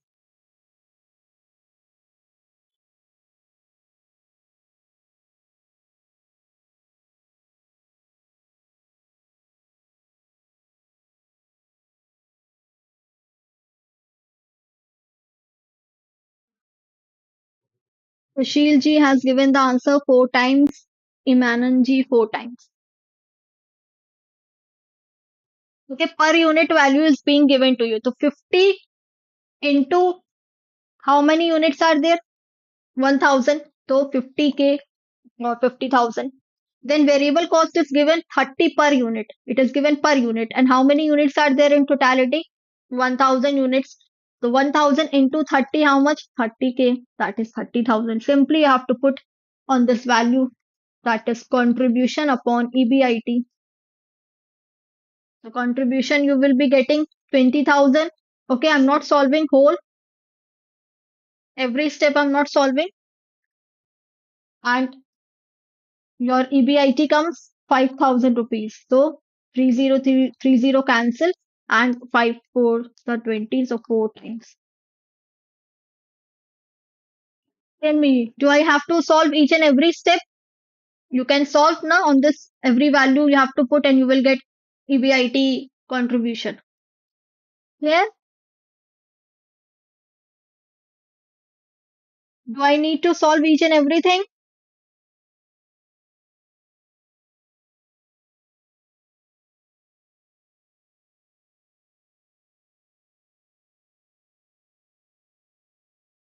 Right? Why? If you want me to move ahead.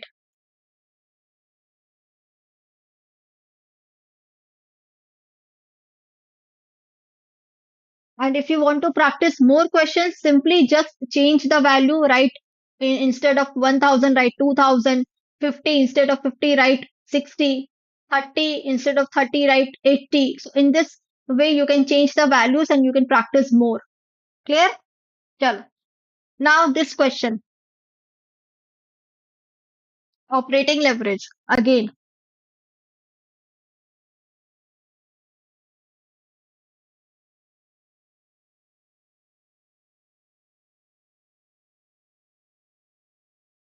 this is operating leverage and here you have to find all three leverages together. Then we will start with the capital budgeting methods.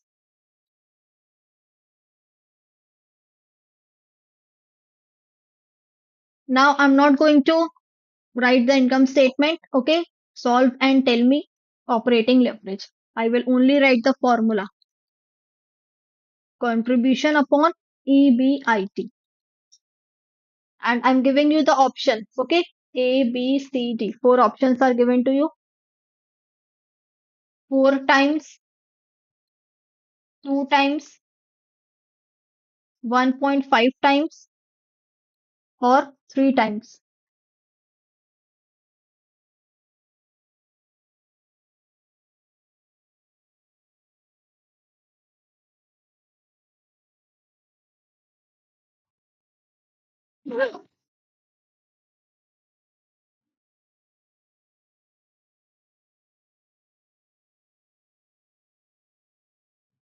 Again, the value is given in per shirt value is given.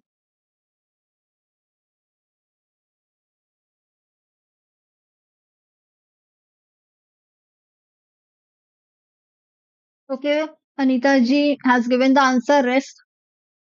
You all give me your responses.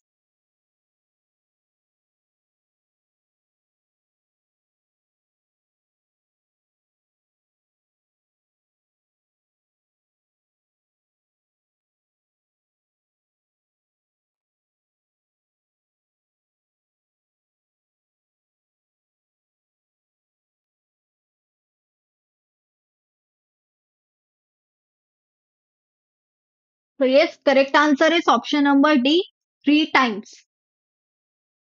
Here,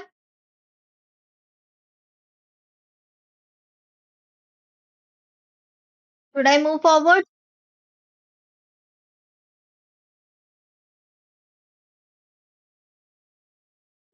Only one person has given the answer. Rest, everybody, you have got your answers. Is your answer three times?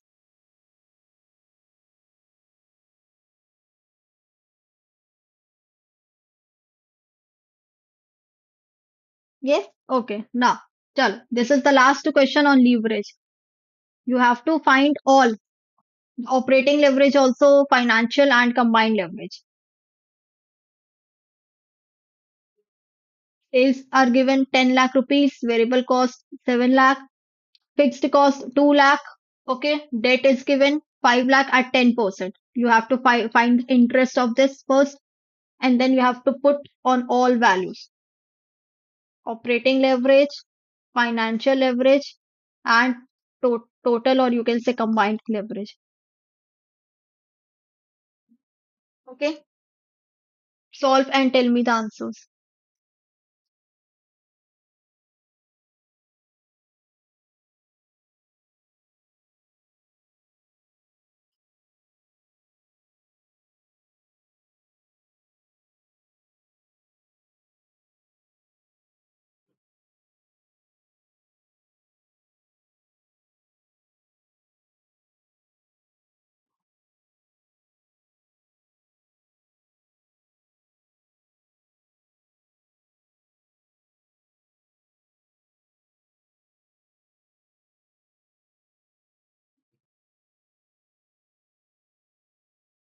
Options are given to you.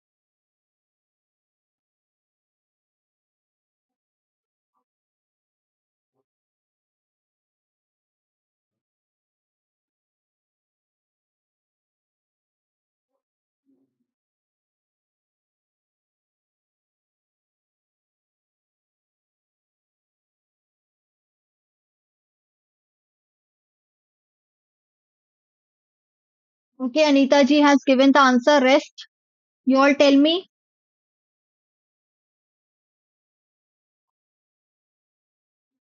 Have you got your answers? The correct option is option number A. If any of you is having any doubt, okay, tell me. I will solve it.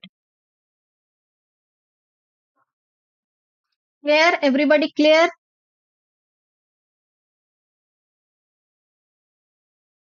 Yes, operating leverage will be three times. Financial will be two times, and total will be six times. Simply, just everything is given. You have to solve, and you have to put all the values.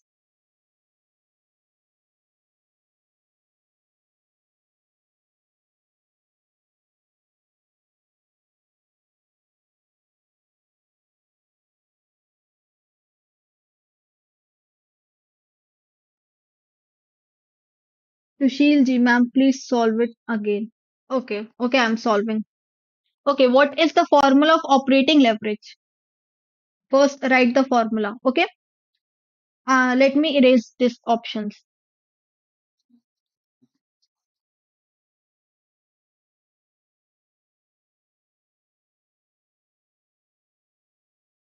Do you remember that chart? Sales minus variable cost, it comes contribution. Then minus fixed cost comes what? EBIT. Then less interest comes EBT. Less tax. Okay, comes profit after tax. So how much sales is given to you?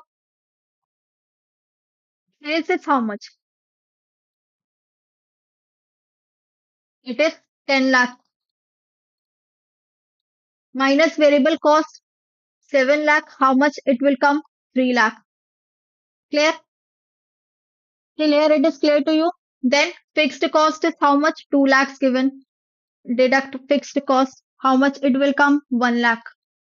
Then it is being said that debt means a loan. You have taken debt of 5 lakh rupees at the rate of how much? At the rate of 10%. Here. So if you will calculate this, the 10% will be 50,000. Okay. So if you will deduct 50,000, you will be getting 50,000 remaining. So this is what? This is your EBT. Clear? And formula of operating leverage is what? Contribution upon EBIT. Financial leverage is EBIT upon EBT. And total or combined is what? Contribution upon EBT. See, if you don't know the formula of total and combined, you can also write operating leverage plus financial leverage. Formula is contribution upon EBIT plus, sorry, into. It is into, not plus. Let me erase it. Okay. Then financial leverage is EBIT upon EBT. If you will do cross multiplication, EBIT gets cancelled.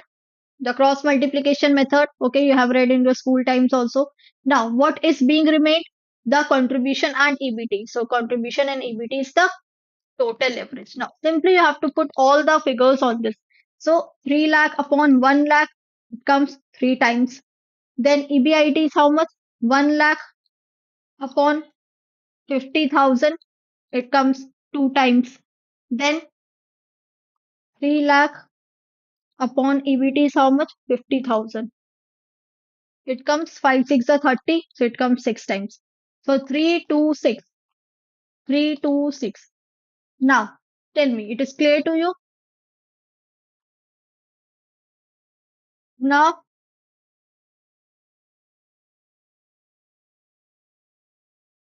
I guess nobody is having any doubt now. Okay, it is clear now? Now, chalo. Let's move to the questions of capital budgeting. We will be doing questions of profitability index, okay, NPV.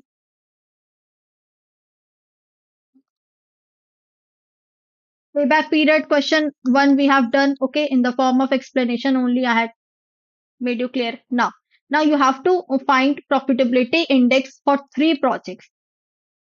Suppose we have three projects involving discounted cash flow. Discounted cash flow means it considers TVM of rupees 5,50,000, rupees 75,000, and rupees 1 crore 20,000. Okay, we have three projects. One value is given, cash cash outflow is given itna, then it this much and this much.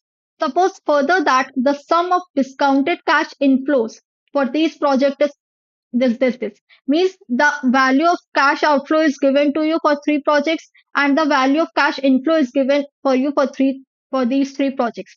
Only the question seems to be very difficult, okay, but no, it is very easy. Now simply you have to find the profitability index. Okay, so what is the formula?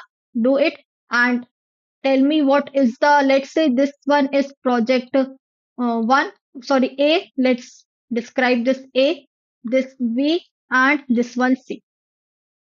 Now calculate and tell me what is the profitability index for all these three projects. Tell me.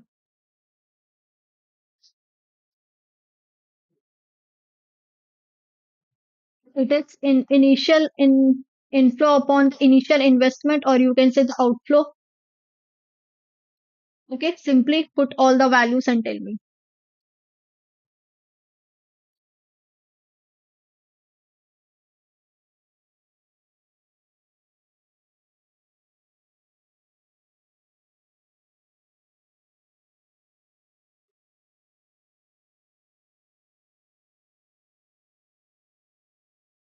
Okay, I'm giving you 1 minute. Calculate and tell me. Otherwise, I will solve this question.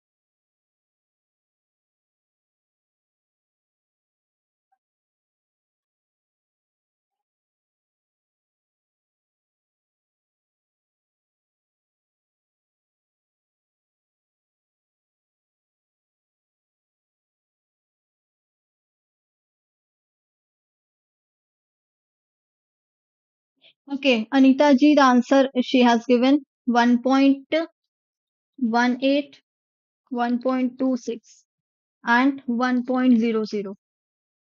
And Imanan has also given the same answer. Yes. Now, the answer is correct. Both of you have given the correct answer. Okay, simply you have to put the values like 5,50,000. Okay, which one is the project? Uh, this one. Sorry, discounted this project. Let me erase it. Okay, the cash outflow is given to you 650,000 upon 550,000. Then how much is 95,000 upon 75,000? This is for project A, this is for project B, and I'm doing it here. This is for project C. How much is 1 crore 30,000 upon? Clear?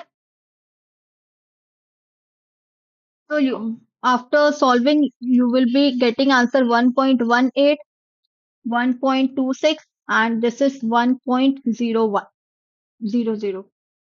Now tell me, okay, first of all, how you would going to give these projects their ranks? A, B, C. How the rank will be given to them? A is 1.18, then 1.26 and 1.00.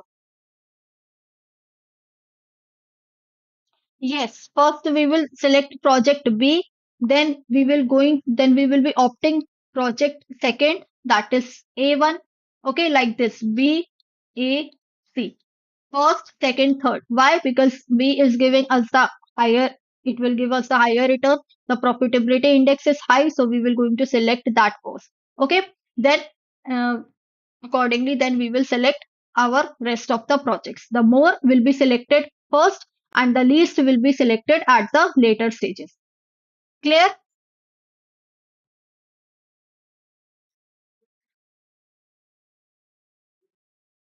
Tell me. Clear? This question, the profitability index,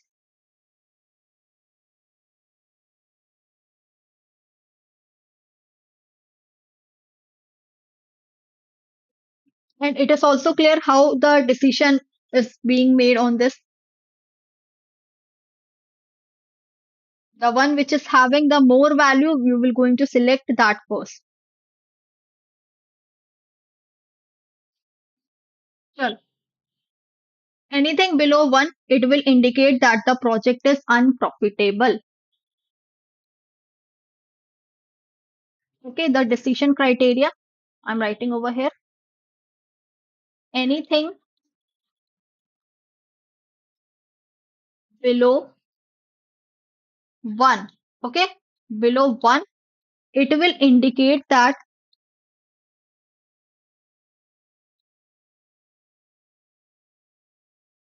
the project is unprofitable. This is very important.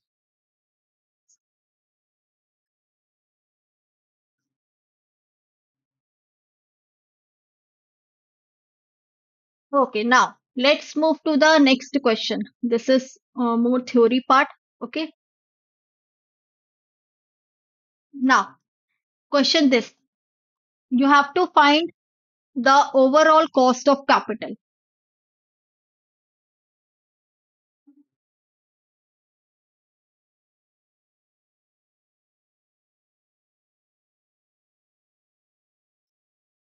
as per the NI approach.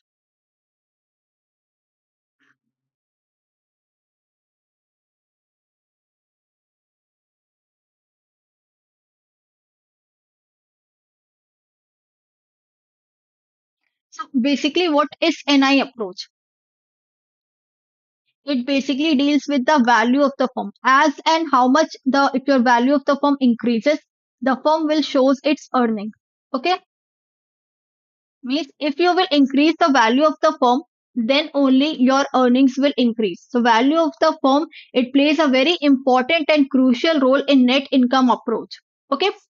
We have many different types of approaches. Okay. And it comes under capital structure.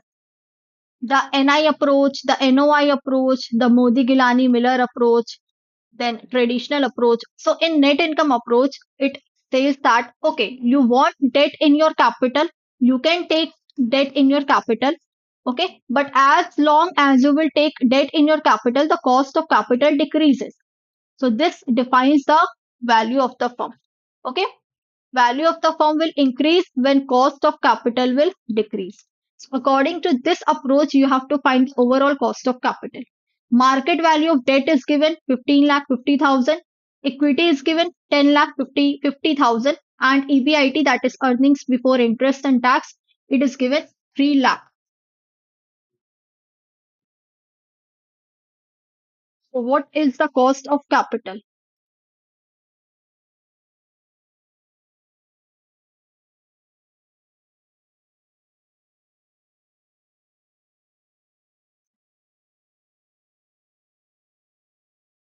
Cost of capital is what? That is EBIT upon value of the firm. Okay. VF means value of the firm. So EBIT is how much? It is 3 lakh rupees. Simply write 3 lakh. Now, how you will going to find the value of the firm? Value of the firm describes what? Tell me. Just a minute. What happened? Yes. Value of the firm describes what?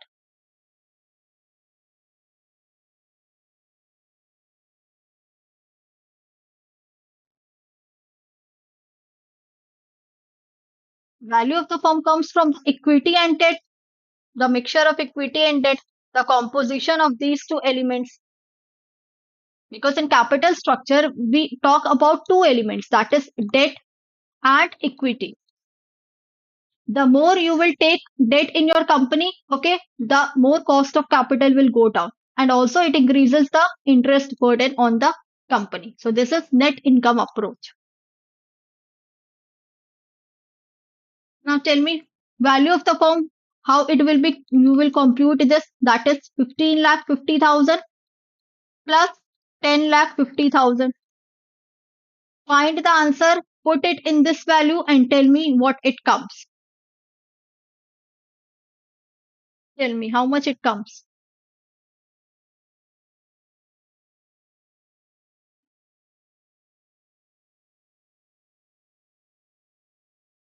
It comes 20 lakh, 26 lakhs. Simply put this in this 30 lakh divided by 26 lakh. How much it comes? That is 11.53 percentage. Okay. So this is your cost of capital. Tell me, any doubt to anyone?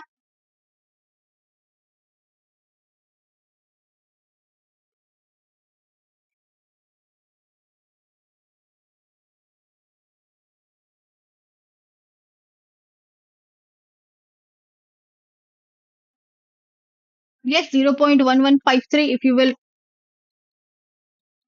then 0.11. Clear?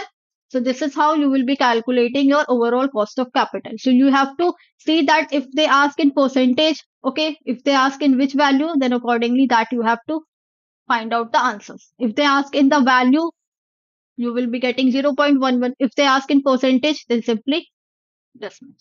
Clear?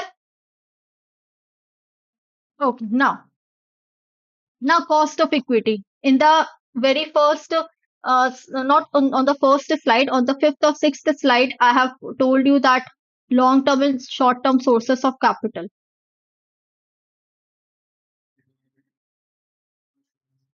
Okay, where we have seen cost, WACC, cost of debt, cost of equity, and there was one formula. I have also said you that we will be doing one question related to this formula, and that was CAPM model, the beta.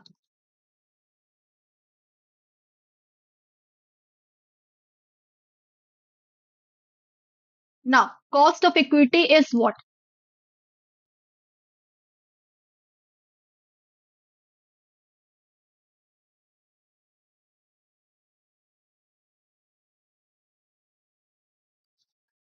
Cost of equity. You can also say KE. Okay, or you can say RE. So it is risk-free rate plus levered beta. Okay, that is RF plus beta into market risk premium RF minus RF. That is market risk and risk-free rate. Okay, so this is the formula of, you can say, CAPM model, capital asset pricing model. Clear? Tell me.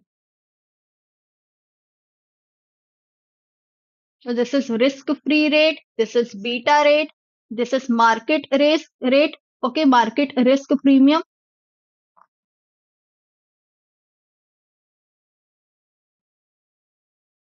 and this is risk-free rate. Clear? CAPM model, capital asset pricing model.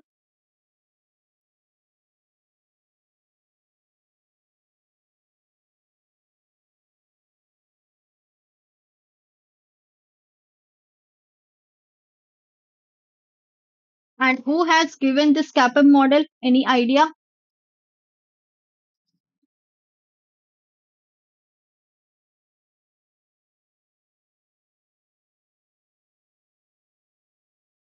John Linter. Okay, this person has given this CAPM model. William F. Sharp and John Linter. The capital asset pricing model. The full form is capital asset pricing model.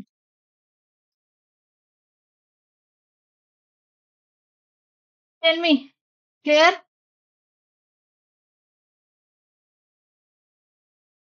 Yes, 54C. Clear? Okay.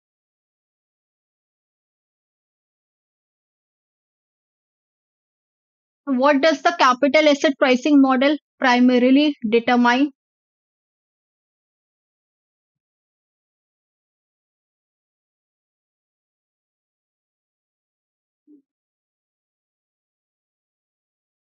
'Yes, yes. Very nicely correct. You have written the formula.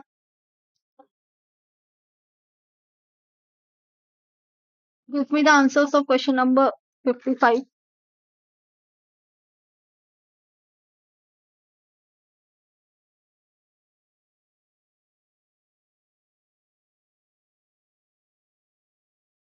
That is expected return of an asset. Okay. This indicate the CAPM model indicates the return, the expected result return which we are expecting from that asset, the return. Clear this question? B. Okay. Now let's do the more of the question on the decision making question is there. Okay. The question is on Heller model. In capital budgeting primarily deals with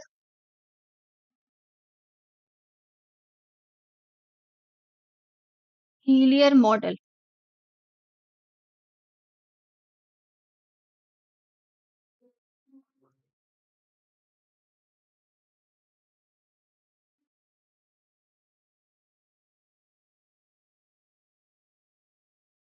46. Risk-free investment, risk and uncertainty in investment decisions, portfolio optimization or dividend distribution. So it talks about what? Risk-free investments. Okay. Sorry. It is option number B. Risk and uncertainty in investment decision. That is why in uncertainty chapter, if you will read, if you will see that, you will be getting the Heller model. Okay. It determines what? The uncertainties which arises when we make any kind of decisions related to any kind of investment. Clear? Yes, 46p. Now, the Heller model incorporates risk in capital budgeting by considering what?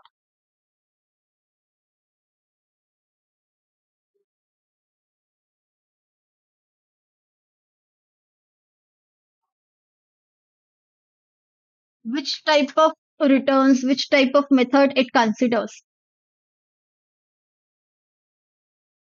47. Net cash flow estimates, the standard deviation, discount rates only, or capital structure. Yes, it considers the standard deviation. The symbol is okay, like this is the symbol of standard deviation. Clear?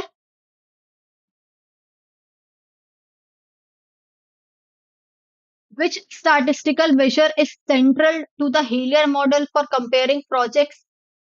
When you are making any kind of decision related to your investment, you need to compare different projects. Okay. So in Haler model, if you talk about Haler model, so which statistical measure or point is important in comparing the projects?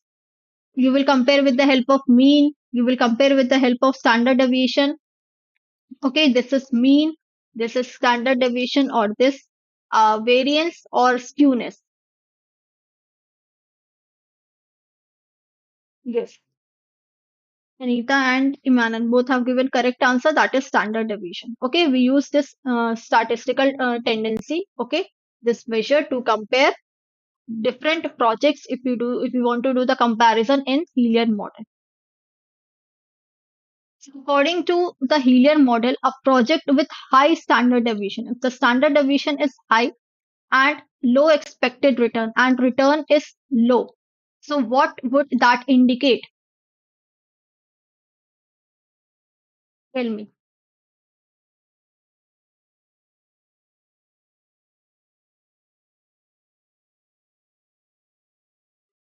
Definitely, if you don't know the answer, then also you can find out the answer. If in any of the project, if we will be getting, if I will be getting a low return, then definitely it is not good for our organization, neither for me nor for the organization. So basically, it is a riskier also and less desirable, means not very good. Okay, not healthy, you can say. Option C will be the correct answer. A project with an NPV of zero indicates that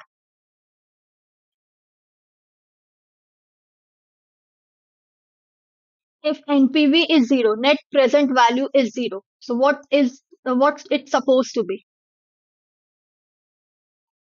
The project will result in a net loss. Okay. The project will neither add nor subtract value for the firm. It is for the firm. The project is risk free. Its cash inflows are equal to its cash outflows.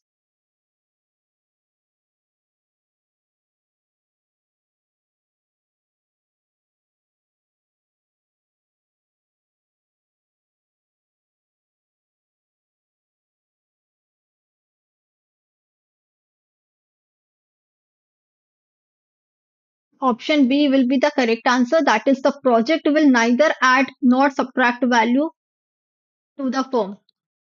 Okay, to the firm it will be. If NPV is zero, net present value is zero. Okay, so it means that neither we are getting any return nor we are incurring any kind of loss. So our value of the firm is still the same. Okay, it is still the same. So option B will be the correct answer. Okay, there should be. I have mistakenly I have not added not. The project cash inflows are not equal to its cash outflows. Okay. If this not is mistakenly removed, then yes, I can say this would be also the correct answer. Clear? So mistakenly, I have not added not in this. Now understood?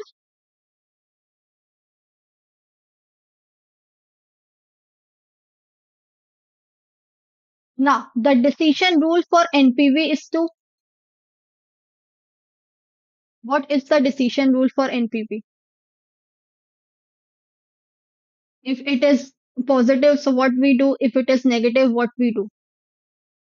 If it is positive, if it is negative, if it is zero. Yes, if it is positive, we will accept the project. If it is negative, we will reject the project.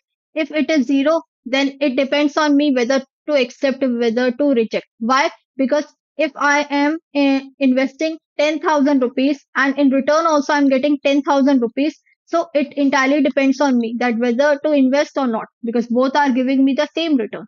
Okay, what I have invested, the same I'm getting back. But what I will be incurring loss in this case is the loss of time. Okay, it's better to invest on any other project. Okay, to analyze different project in this wastage of time. So the decision rule for NPV is to accept the project if NPV is positive. Which aspect of ARR makes it less reliable compared to NPV?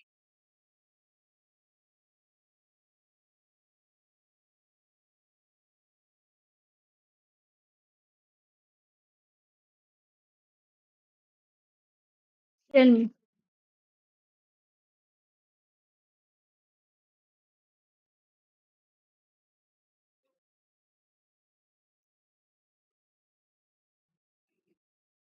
Yes, it ignores time value of money, and also tell me the formula of ARR.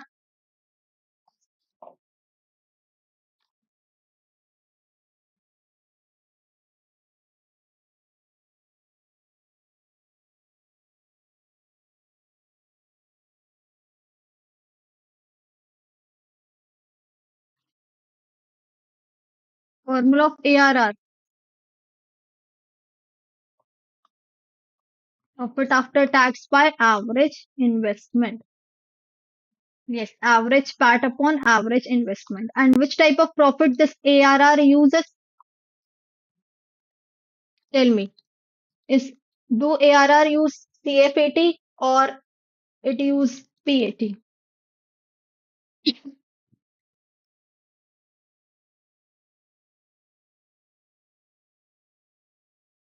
Tell me quick.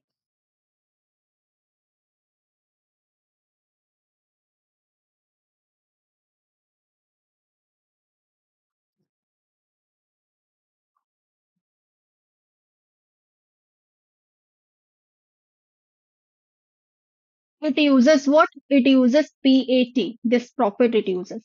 Okay. And if suppose, let's suppose in the question, if ARR, if there is need to calculate ARR. Okay. If the question says that you need to calculate ARR, and if profit is given CFAT and depreciation is given. Now, tell me how you will going to find the PAT. What you will do from in CF80 so that you can get your profit after tax, because ARR considers PAT, profit after tax. Tell me.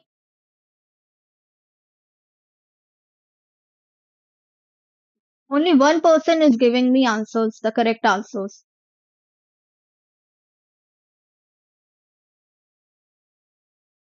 Rest people, you all should also give your answers, whatever you feel.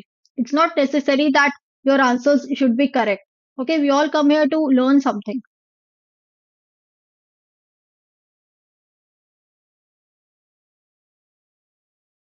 So yes, she has given me the correct answer. That is what from CF80, if we deduct the depreciation will be given you in the question, then you will get your PAT. Okay, suppose CF80 is given, let's say 15,000 rupees and depreciation is given 2,000.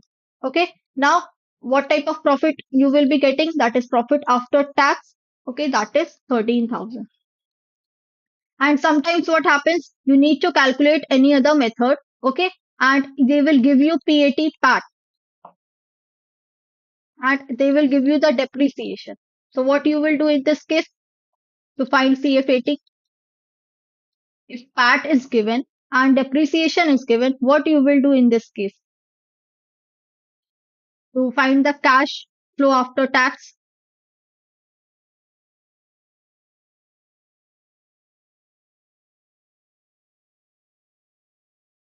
Yes, correct. We add depreciation in this case. Okay. If you learn this one formula also, then you can calculate this CFAT by doing, if you will shift depreciation that side, on the right side depreciation will be in the positive form. So CFAT plus depreciation will give you PAT. Clear? So in this method, I just want to explain you, okay, just want to revise you that ARR considers PAT, rest all the method considers CFAT, cash flow after tax. Only this method considers profit after tax. Clear?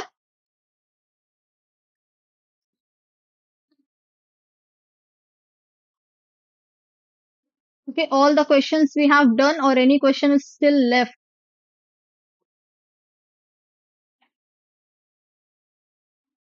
All questions are being done. Okay, practice more and more practical questions. Okay, from the calculator. I have given you the trick also, MRC trick in IRR method. So if you have joined my paid classes, then please do watch those videos or you all can download the PDF as well. Okay, you will be getting everything. So calculate, we make more practice on the calculator, MRC, and yes, and practice more and more numerical questions. Okay, the leverage, capital budgeting. These two units are very important from the numerical point of view. And the second important is the decision criteria of profitability index, of NPV, of ARR, of payback period. Clear?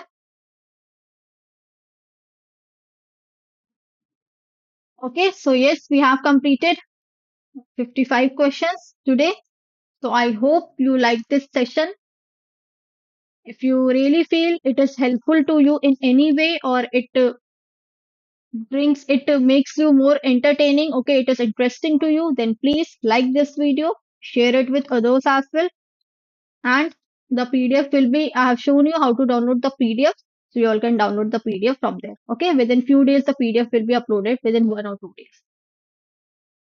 Yes, so yes, thank you for watching this in this entirely the full session. Those who have been there in the entirely from the starting till the last point. Okay, so I thank you all to be staying with me in this entire session. So let's meet tomorrow at same time, that is 7 p.m. Okay, uh, we will be starting our module C marathon. Okay, module C marathon, every question related to mergers, acquisition, corporate valuation. Okay, then different approaches, discounting cash flow method. So each and every part we will discuss tomorrow with the help of these questions. So please do join the session and share it with others as well, as so that they may also join the session and they may attend the question. And what happens in the live session, you can easily solve your queries as well. Okay, if any question you feel there's a doubt, so you can ask and solve it, just like many other people have done, like Anita ji and Sushil ji. If they don't understand, they ask again and again. This this is the benefit. This is the benefit that you will be getting watching the live class. Okay, thank you, Anita ji.